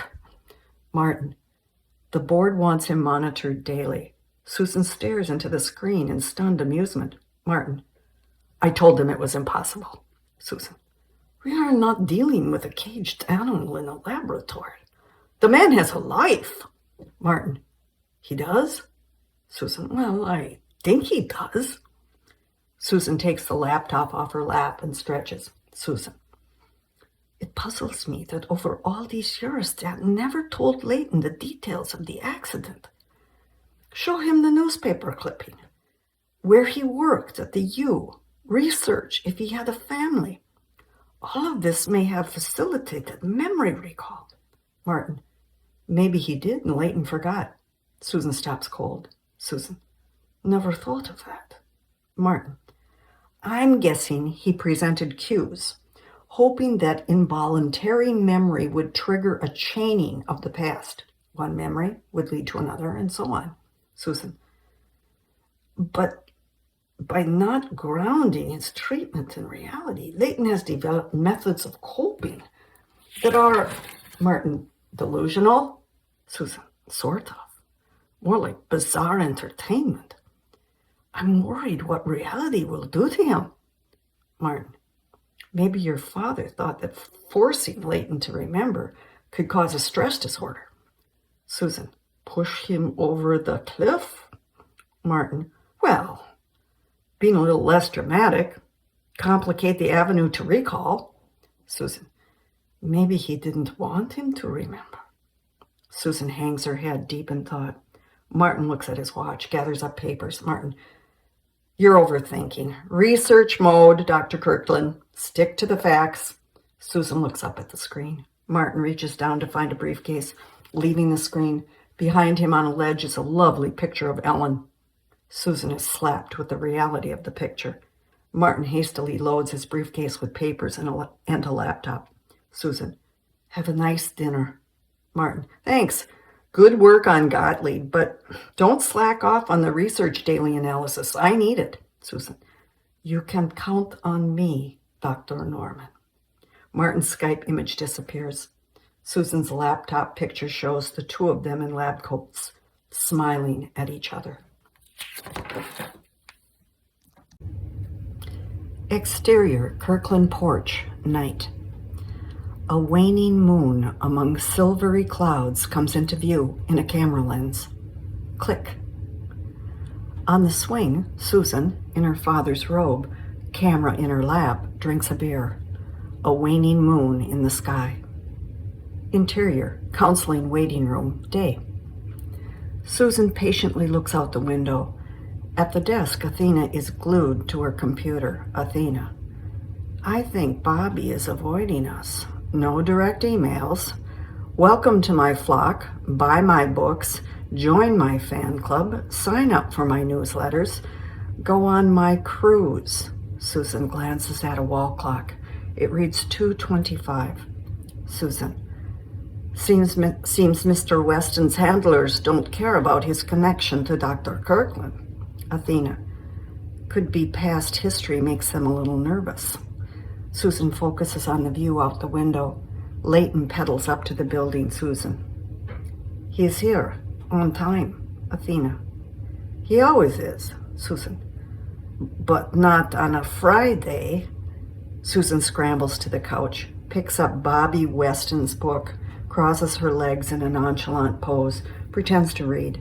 Athena laughs. Athena, you're nervous. It would be interesting if this drug study also monitored the reaction of the doctor. Susan, let's just be normal. Leighton walks in, carrying his backpack. The two women stare at him. He stares back, looks at the clock. 2:30. Leighton, is something wrong? Athena rushes him, hugs his arm. Athena, we were worried. Very aware of her touch, he freezes. Interior counseling office, continuous. At the desk, Susan eagerly reads the journals. Across from her, Leighton sits at attention like a child that has done his homework. She turns the page, scans to the end of the entry. Susan, well, it's a start. Leighton, I thought you'd be pleased. Susan, this isn't about pleasing me. Leighton, but you wanted to know the first time I ate mango, and I remembered. In the hospital 3 days after I met the captain. And it was called Tropical Fruit Cup. I named it Brady Bunch Tropical Fruit Cup 2 years later after viewing the entire 6 seasons. I think the drug is working. Susan, maybe bringing up the subject of mangoes just jogged your memory. Leighton thinks, shakes his head. Leighton, my memory doesn't work like that. Either I remember it or I don't. The drug is working. Susan, okay, good. We keep going. Leighton relaxes, smug with pride. Leighton, what did you bring for lunch? Susan has been thrown a curveball. Susan, well, I could go. Leighton, you forgot. Susan, it's not Tuesday. Leighton, I'm not the one that requested an additional day. And at no point did you change the lunch rule. Susan, you are correct. I have been remiss, and I apologize. Leighton looks at her like she is a naughty girl. Leighton, I anticipated your preoccupation with the drug and my journal, and I brought hard-boiled eggs. With a flourish, he takes 2 hard-boiled peeled eggs in a Ziploc and an egg slicer from his backpack. Susan relaxes in her chair, big smile on her face. Susan, no hard feelings. Leighton, of course not. But if you forget again, we may have to consider taking this memory drug together. Susan laughs. Leighton slices the eggs. Leighton, riboflavin, B12, phosphorus, and selenium. Though high in saturated fat and cholesterol, eggs are an excellent source of protein, and hard-boiled, they travel well. He pulls napkins and a salt shaker from the backpack. Susan, sodium? Isn't that right up there with sugar? Leighton is taken aback, like he's been caught. Leighton, hardly. A good source of calcium and manganese, and the body needs salt to transmit information to our nerves. And isn't that the goal of our scientific experiment? Susan nods. It's common knowledge. He nods in agreement, then glances at the closed door to the waiting room. Leighton, do you think Uhuru would like to join us? He catches her off guard. Susan bounces up and opens the door. He motions for Athena to come. Athena reluctantly enters. Susan, voiceover. After only 4 days into the clinical trial, I've noticed remarkable differences. A level of relaxed enthusiasm has replaced a sense of nervous control. Leighton pulls up a chair for Athena. They all sit down. Leighton distributes the egg slices. Athena, Leighton, Susan eat and talk. Leighton, the center of attention. Interior garage night. The door eases open.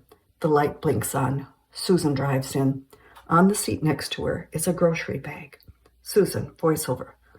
The mood change is comparable to previous case studies, and the emotional markers prior to memory recall are textbook.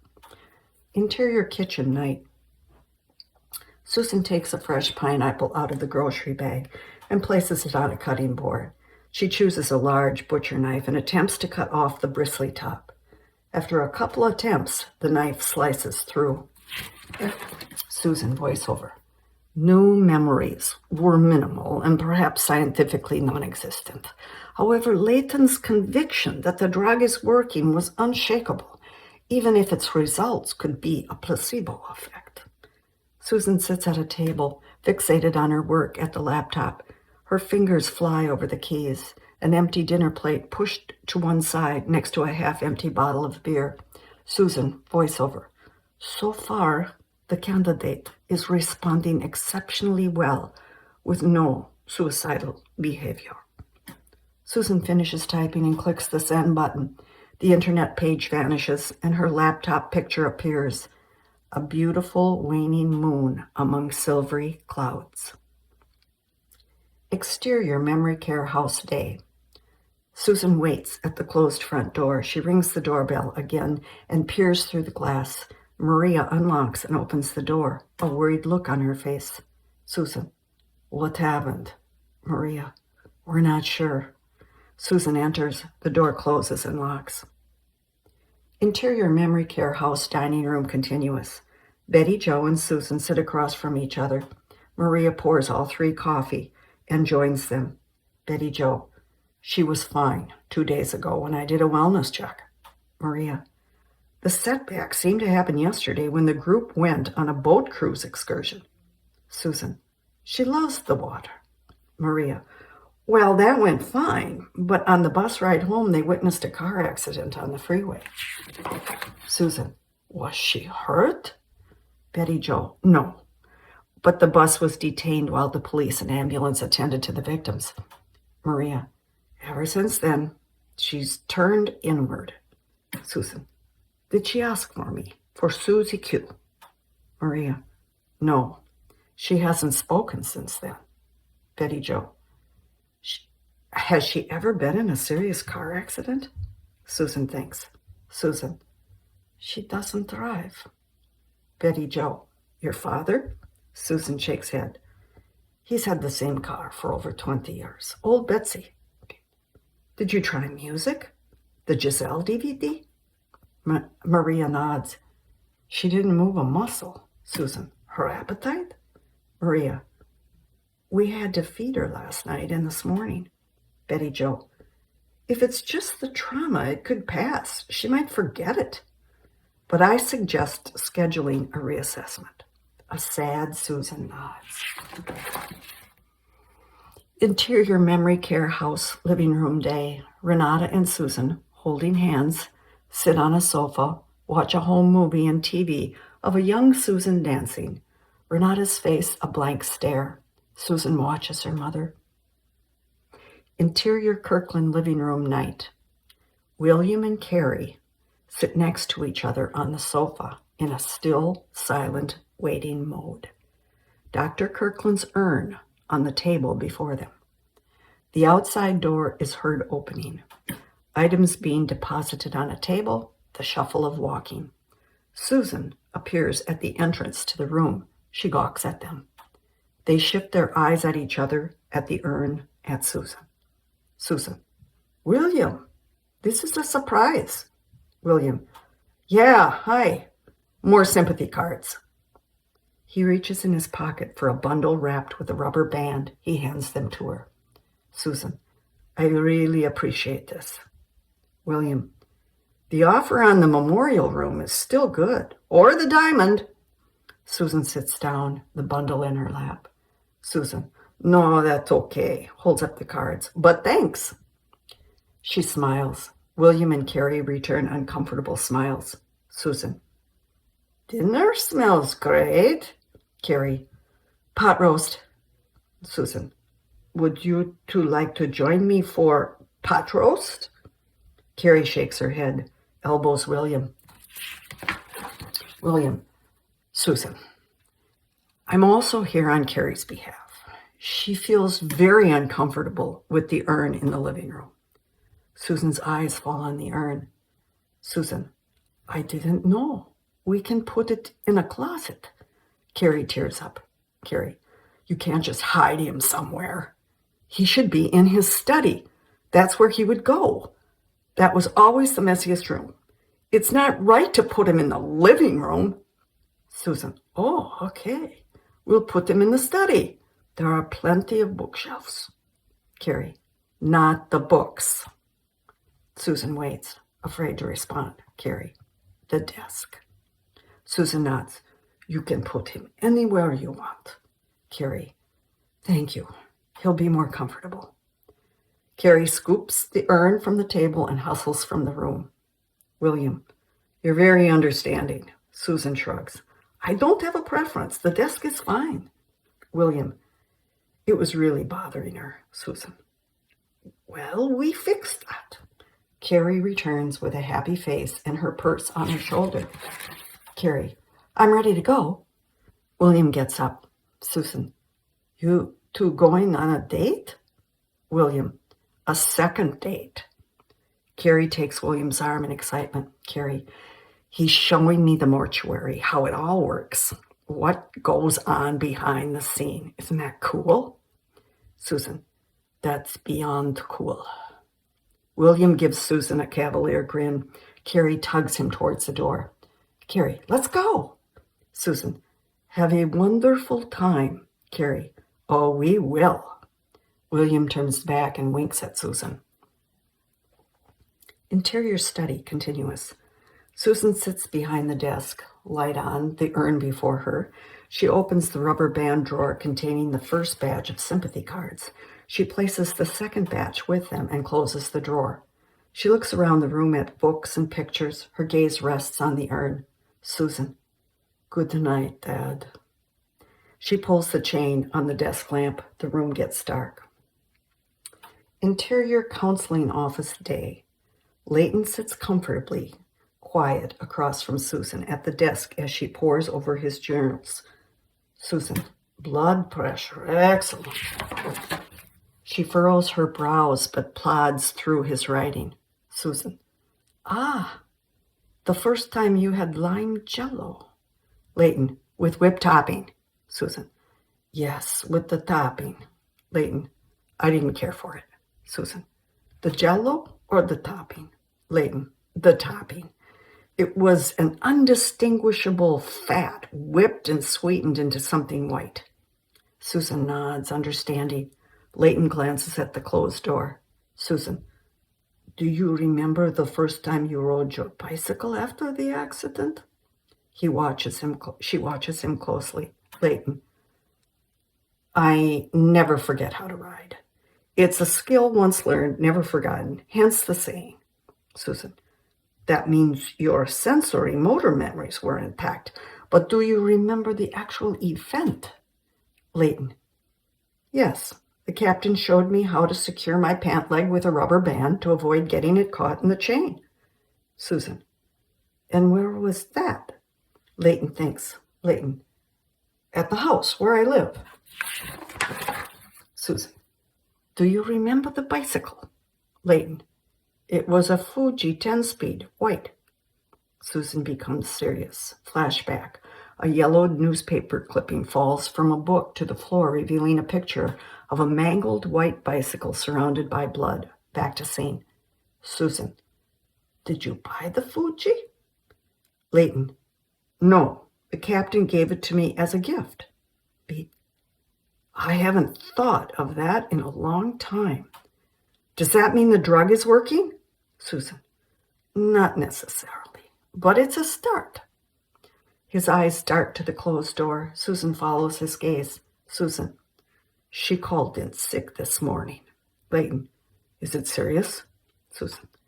As her employer, I am not allowed to ask. Leighton. That's ludicrous. I would ask. She pushes the journals away and opens a container of cut pineapple. Susan. And what would you say? Leighton squirms in his chair, fidgets. Susan. Well, it's obvious you miss her. She passes him a napkin and fork. Leighton. Uhura is what I expect when I come here. Gladys Kravitz when I go home. Susan. Gladys Kravitz lives with you? She holds back a smile and eats a piece of pineapple. He eyeballs her with a dread-filled face. Leighton. The drug is designed to help me remember things I have forgotten, not to remember things I wish to forget. Susan. Does she listen at your door? Peer through Venetian blinds? Binoculars? Leighton. She runs the house like the CIA. One would think that we are all under the witness protection plan. He stabs a piece of pineapple and plops it in his mouth. Susan. She cares. Leighton shakes his head. When pushed for specifics, I elaborate on mundane events that, with minute detail, she thinks I'm very mysterious. Susan. You are. Leighton. She drives Lenny and Squiggy insane. Susan furrows her brow. She eats another piece. Leighton.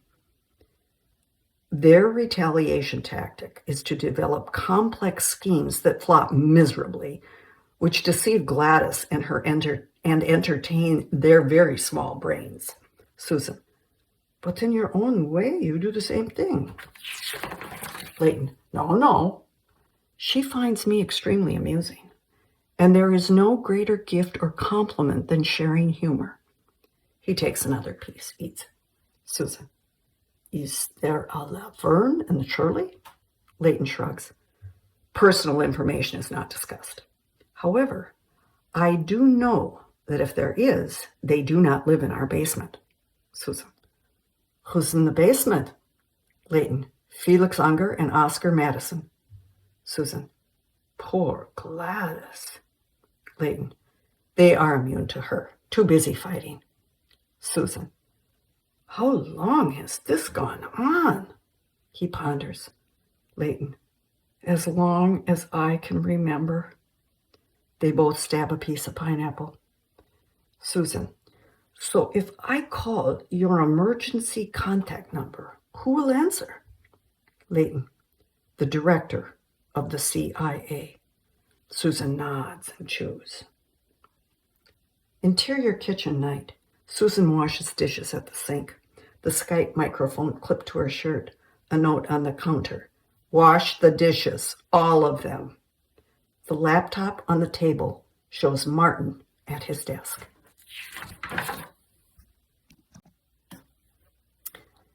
Interior Martin's office, same. Martin at the desk reads through a stack of papers. Susan blurs on the computer screen. Intercut as needed. Susan. He was relaxed. Volunteered personal information. Emotionally accessible. Abandoned program responses. The drug lowers inhibition. Martin.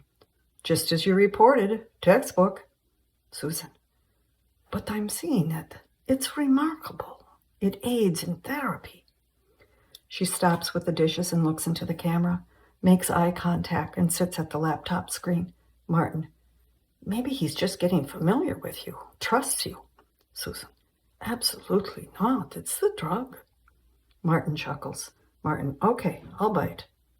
Susan. When we shared lunch, he didn't lecture on the nutritional breakdown or the health benefits of pineapple. Martin. Such a scientific deduction. No one will ever question your research methods, collection of data, or analysis. Susan. I'm serious. Martin. Great work. But back to the goal of the case study. All you got was lime jello. Susan. With topping. Martin gives her a hearty laugh on the Skype screen. Martin. I stand corrected. Susan. There will be a breakthrough. It's just a matter of time. Martin. I'm counting on it.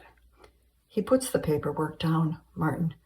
You're falling behind on the daily analysis for the board. And may I remind you, you promised. Susan. Yes, I did. But there's been a setback. Martin. Susan, you promised. Susan. It's my mother. Martin. Maybe the drug would help. Susan gets up and goes back to the dishes. On screen, he struggles to see her. Martin. Sorry. And just being the director of research. We still need candidates for the test trials. Susan. I know. But from this side of the screen, I see it all very differently. Interior hallway day. At the closed door to Kirkland Counseling, Susan brings the key to the lock, but the door eases open. She smiles and walks in. Athena is glued to her computer screen. Athena, we heard back from Billy Weston. Susan joins her at the screen. Susan, phone number? Athena, nope. You're invited to join him on his Crossing into the Light cruise to Hawaii this winter. Balcony cabins are still available. Susan chuckles, pours herself coffee. Susan, sounds a bit desperate for a mere conversation. Have you tried leaving a simple phone message? Athena, all I get is a pious, low-voiced woman referring me to the website. Susan, they protect him like a rock star. Athena, it says he lives in California. Maybe it's San Quentin. Susan relaxes on the sofa with coffee, feet up. Susan, so you're feeling better. Athena pushes away from her desk. Athena, I wasn't sick. Susan, I know. You were missed. Athena avoids eye contact, looking very guilty. Athena, I interviewed for a job and got it. Susan, no, seriously, no. I'm being so selfish, but no. Athena, I took it. Susan, you can't leave. Athena, they want me to train in on Friday. Susan looks like she's going to cry. Athena, we talked about this. Susan nods. Athena, it's got great benefits. I'll be busy. There's possibility for advancement. Susan nods. Athena, you don't need me here. Susan, well, you're wrong on that. Athena, this should be good. Susan, well, there is no way I would have gotten an invitation to cruise Hawaii with Billy Weston without you. Athena shakes her head in amusement. Athena, lame. Let's both be adult about this. Susan, that's fair. Athena, no party. Susan, I'm not agreeing to that. Athena smiles. Susan drags herself up off the sofa. Susan, so what is this fabulous opportunity? Athena, I'm an appointment setter for a clinic in Minneapolis. Susan looks around. And give up all this? Athena, a very large, well-respected clinic. Interior memory care house, bedroom day. Renata sits in her recliner, staring out the window, a beautiful bouquet of roses on the sill. Susan brushes her hair. Susan, I couldn't resist. They reminded me of how you were showered with roses at the end of a performance. Susan reaches for the vase. Susan, they smell divine. She holds them to Renata's nose. Renata leans into the roses. Susan, don't they? A slight smile pulls at Renata's lips. Maria enters with an armload of laundry and puts it away. Maria, our ballerina is doing better. Susan, I think so. Keep playing the music. Maria takes a bathrobe from a closet. She waltzes with the robe to Renata. Maria, bath time. She wraps the arms of the robe around Renata and pulls her to her feet. Maria, she loves the water. Maria and Renata walk out together. Susan sits down in the recliner and stares out the window. Interior kitchen night. Susan, hunched over in deep concentration, frosts a mini double-layer cake. Carrie, too close for comfort, supervises. Carrie, Athena leaving. Wow. Susan, the carrot cake was a good idea. Dad's favorite. Carrie, you missed a spot. Carrie rotates the cake, points. Susan dabs a dollop of icing on the cake and smooths the sides. Susan, so you and William are... Carrie, he's the best. It's amazing what they do with eyeballs. Susan, so the second date was... Carrie, we're on our fourth. Susan stops icing. Susan, wow. I mean, I'm happy for you. Carrie hands Susan a tube of icing. Susan positions the tube in her hand, stares at the cake. Carrie, so what are you going to say? Susan looks at her with big sad eyes. Susan, the truth. Susan draws a sad face on the cake. Interior counseling office day. The closet door is open. Susan, hunched down, digs in the box of miscellaneous toys and colorful stuff. She pulls the mouse puppet from the box. Interior counseling waiting room continuous. Susan sits at Athena's desk in nervous wait mode, the mouse puppet on her lap. The wall clock reads 2:29. The hall doorway opens. She jolts to attention. Leighton, carrying his backpack, walks in. He pauses when he sees her at Athena's desk. He looks around the tidy room, and then back at Susan. He sits down on the sofa, takes out his books, and removes the rubber band from around them. Leighton, I knew it was serious. Susan, well, it's serious, but not in the way you think. He cocks his head, intrigued by her puzzle. Susan lifts the mouse puppet on her hand from her lap. Susan, puppet, American accent. She found another job. His face falls. He ignores the puppet. Leighton, for good? The mouse puppet nods. Leighton, forever? Susan's puppet hand falls to her lap. Susan, I believe so. The energy drains from him. The book drops to the floor. Leighton, I will never see Uhura again. Susan, we don't know that. Leighton, I do. That's how it works. The only time it didn't work that way is on Dallas. Bobby Ewing died, but then it was all a dream. Susan, this isn't a dream. Leighton, did she leave because I was coming on Tuesday and Friday? Susan, well, of course not. She got a better offer. Leighton, why weren't we enough? Susan moves to the couch, the puppet in her hand. Susan, in real life, people move on, change jobs, where they live, meet new people. No one can stop that. Leighton, I can. I can stop remembering. I can forget Uhura and you and forget to take the pills. Susan, yes, you can. But will that make you happy? Leighton, now the great doctor is promising happiness. Is there a pill for that too? Susan, don't let your anger destroy your progress. Leighton shoves his books back into his backpack. Leighton, your progress, Dr. Melfi. He grabs the puppet from her and throws it at the desk. Leighton, no topo gigio, ever. I am not a child. Backpack in hand, he races out the door. Susan begs from the couch. Susan, Leighton, please come back. I'll listen. Just listen. He doesn't turn back.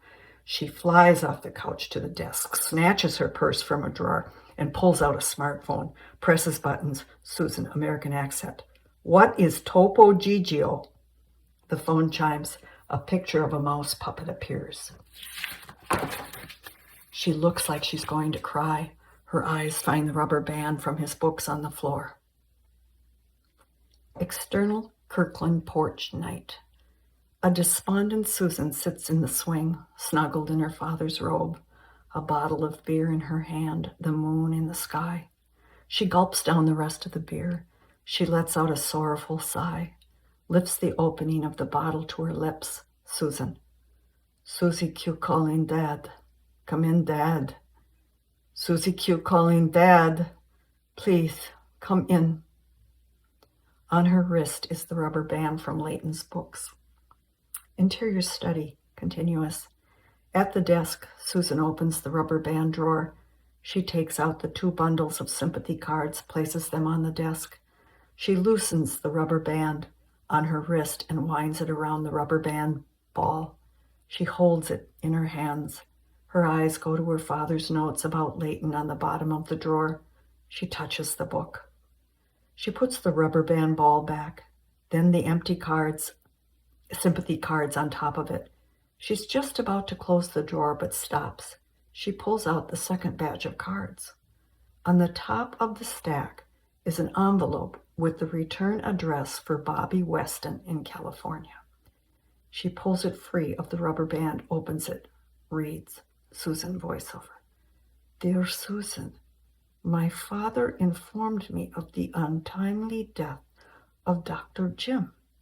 I'm filled with sadness that we have all lost such a great man. I will be in Minneapolis in a couple of weeks to visit my parents. If you would like to get together and reminisce, let me know. With a heavy heart, I offer my sincere condolences. Under the body of the note, the sign-off reads Bobby W., followed by an email address. Bewildered, Susan's hand holding the letter shakes. Susan, yes, Bobby, yes.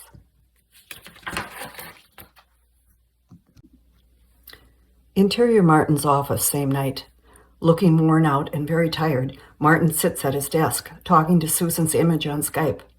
Interior basement, same night. Susan, in the bathrobe, sits on the floor under the ballet bar, laptop on her lap. Intercut as needed. Martin, he just walked out. We got nothing.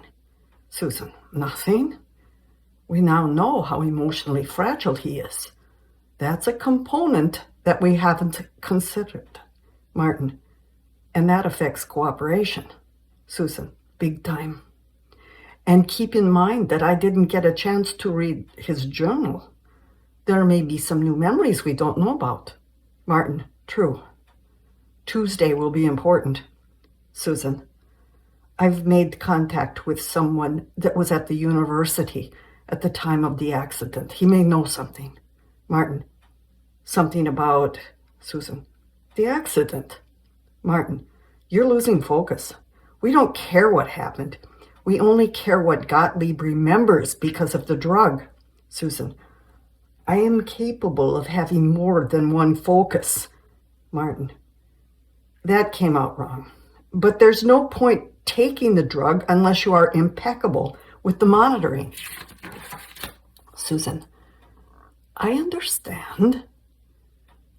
When you get like this, you're tired. Go home, Martin. I'll get back to you on Tuesday. Susan clicks out of Skype. Martin's image disappears. Exterior memory care house night. Susan knocks at the front door.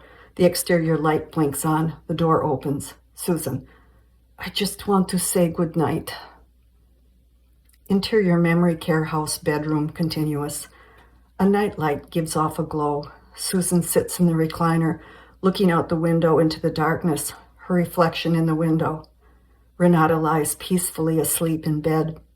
Susan, I screwed up, and I'm afraid I won't be able to fix it. Susan turns from the window to face her mother. Susan, I know. It's okay, Susie Q. I still love you. Susan holds back tears. Interior counseling waiting room day. Susan sits stiffly at Athena's desk, fingering Leighton's bottle of pills. The wall clock reads 2:30. She sets the bottle down, goes to the window. She scans the parking lot, the road, the building. She paces, goes to the door and looks down an empty hall. She sits back down at the desk. The clock reads 2:40. She opens the desk drawer, takes out a file. The mouse puppet looks up at her. She opens the file and dials a number off a piece of paper. It rings. On the third ring, a woman with a skeptical, whiny voice answers. Woman filtered. Hello? Susan gulps back fear. Susan. Hello, Mrs. Kravitz? Exterior, old, rundown mansion, day. Old Betsy is parked in front of the house. Susan practically runs up the sidewalk to the open front door. Gladys Kravitz, late 60s, in a worn sweatsuit, sizes her up. Susan talks with conviction and desperation. Gladys nods. Interior, old, rundown mansion, continuous. Gladys leads Susan up an impressive staircase. Wide-eyed, Susan observes her surroundings. At the top of the stairway, Gladys stops at a closed door. She motions Susan with her head to the door. Gladys stoops down, picks up a half-eaten tray of food from the floor, and disappears down the stairway. Susan stares at the door, lifts her hand, and softly knocks. Noise from a TV is turned off. She waits for words. Leighton, off screen. Go away, Dr. Melfi. Susan. After we talk, I'm coming in. Susan's hand grabs the knob, waits, turns it. Interior Leighton's bedroom continuous. A neatly made twin bed is across from a large TV and bookcase packed with DVDs. All the shades but one are pulled. Leighton sits in a chair by the window, old Betsy in view. Susan slowly moves toward him. Susan, I should have told you that Uhura might find another job. I'm sorry. He doesn't move. She moves closer. Susan, you have every right to be angry and not trust me. She sits on the bed. Susan, please, Leighton, talk to me. Leighton, your timing is good. I've just completed watching all 251 episodes of MASH. Susan, your favorite show. His head drops. Leighton, I won't be taking any more of your pills. Susan, okay. Leighton, you said I could stop any time I wanted. Susan, I understand. Leighton, I won't be coming to see you anymore either. Susan, oh, Leighton, no. Leighton, you see, there's no need. Susan, but I'll miss you. Leighton, you'll be fine. You have Tony Soprano. He'll keep you busy. Tears well in her eyes. Leighton, but you should know that the pills work. Susan, what did you remember? He turns to her. Leighton, the accident. She reaches out to him. He pulls back. Susan, tell me.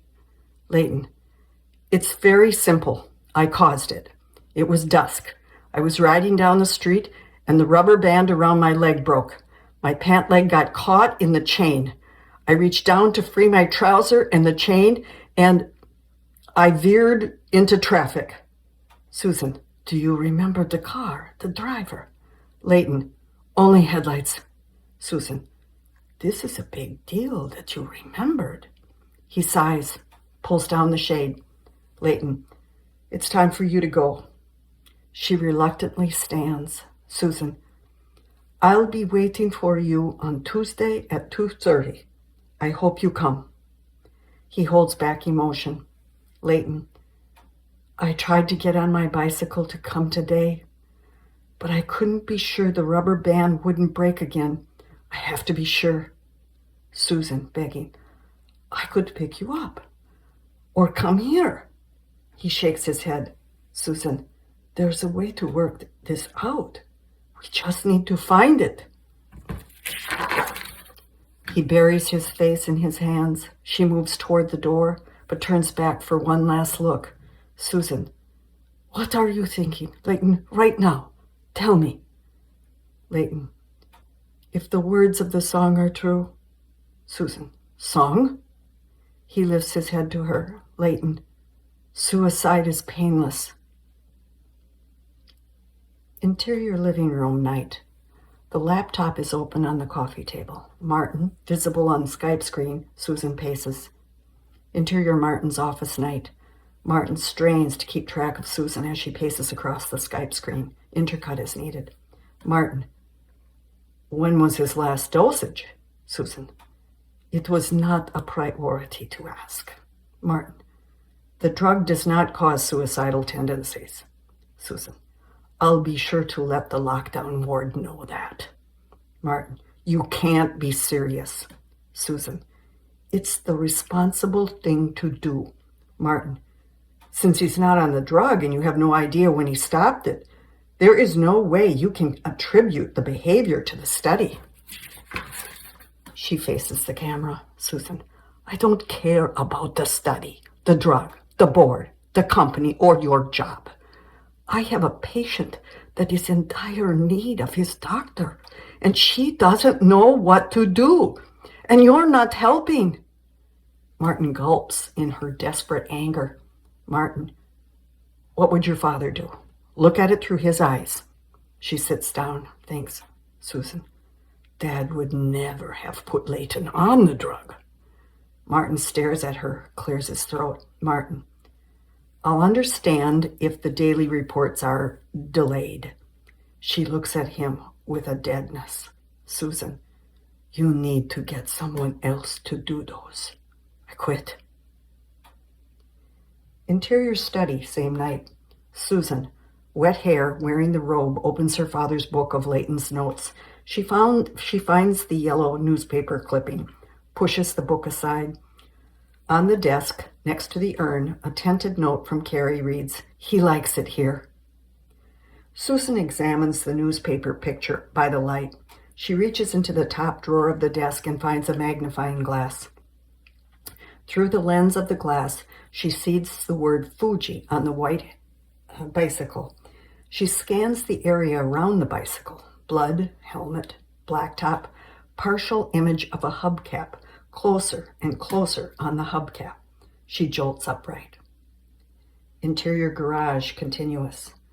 The light blinks on. Susan, bare feet, walks to the front tire of old Betsy. She stoops down, touches the hubcap. It matches the blurry picture under the magnifying glass. She looks like she's been hit with a baseball bat. Exterior park, day. It's a beautiful day. Susan waits alone on a bench, wearing a red blouse. The sound of her breath in and out, the beat of her heart. A runner's feet hitting the pavement come closer and closer. A man's shadow crosses her. She looks up, squints into the sun, shades her eyes. Light halos around the fit form of Billy Weston, early 40s, in jogging attire. Billy, Susan? Susan Kirkland? Susan, yes, Mr. Weston. He extends his hand to her. They shake. Billy. Billy. He sits down next to her. Billy, thanks so much for letting me get my run in before my plane leaves. She nods. Susan, to be honest, I've been trying to contact you since I learned of your relationship to my father. Your card was a welcome surprise. Billy, a card was the least I could do. Susan, your father was adamant about your privacy. Billy, I'm more than happy to share my memories of the man that saved my life. Just one request. Susan, of course. He takes his time, cautiously embarrassed. Billy, it was a long time ago. I'm a different man. I'd appreciate your confidentiality. Susan, more than fair. How did you meet? Billy smiles. First time I saw Dr. Jim, he handed me a piece of cake. Susan gives a surprised smile. Billy, I was 21, got picked up for selling drugs. I was pretty messed up, barely coherent. They took me to the hospital, called my father, who called the psychiatrist on duty.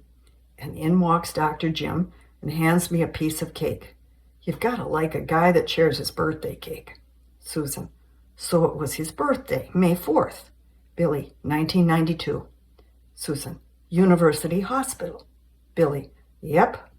I'll never forget it. I agreed to go to treatment instead of jail. With my father and Dr. Jim on one side of the table and good old fucked up Billy on the other, it was an easy decision. Anything but jail. Susan, but after treatment, you continued to see my father for years. His jaw muscles tighten, eyes serious. Billy, it was a classic case of guilt and not being able to change the past. Susan, for taking and selling drugs? Billy, I got over that when I got clean. Susan, you don't have to tell me. Billy, for some reason, looks her in the eye. I think I do. Before the cops picked me up, I was jogging down Cedar Avenue to buy drugs. A guy on a bicycle was riding toward me. All of a sudden, he loses control and heads into oncoming traffic. The driver slams on the brakes, but they crash. Susan, you witnessed the accident. Billy, I witnessed it, and I kept jogging. I left the guy for dead.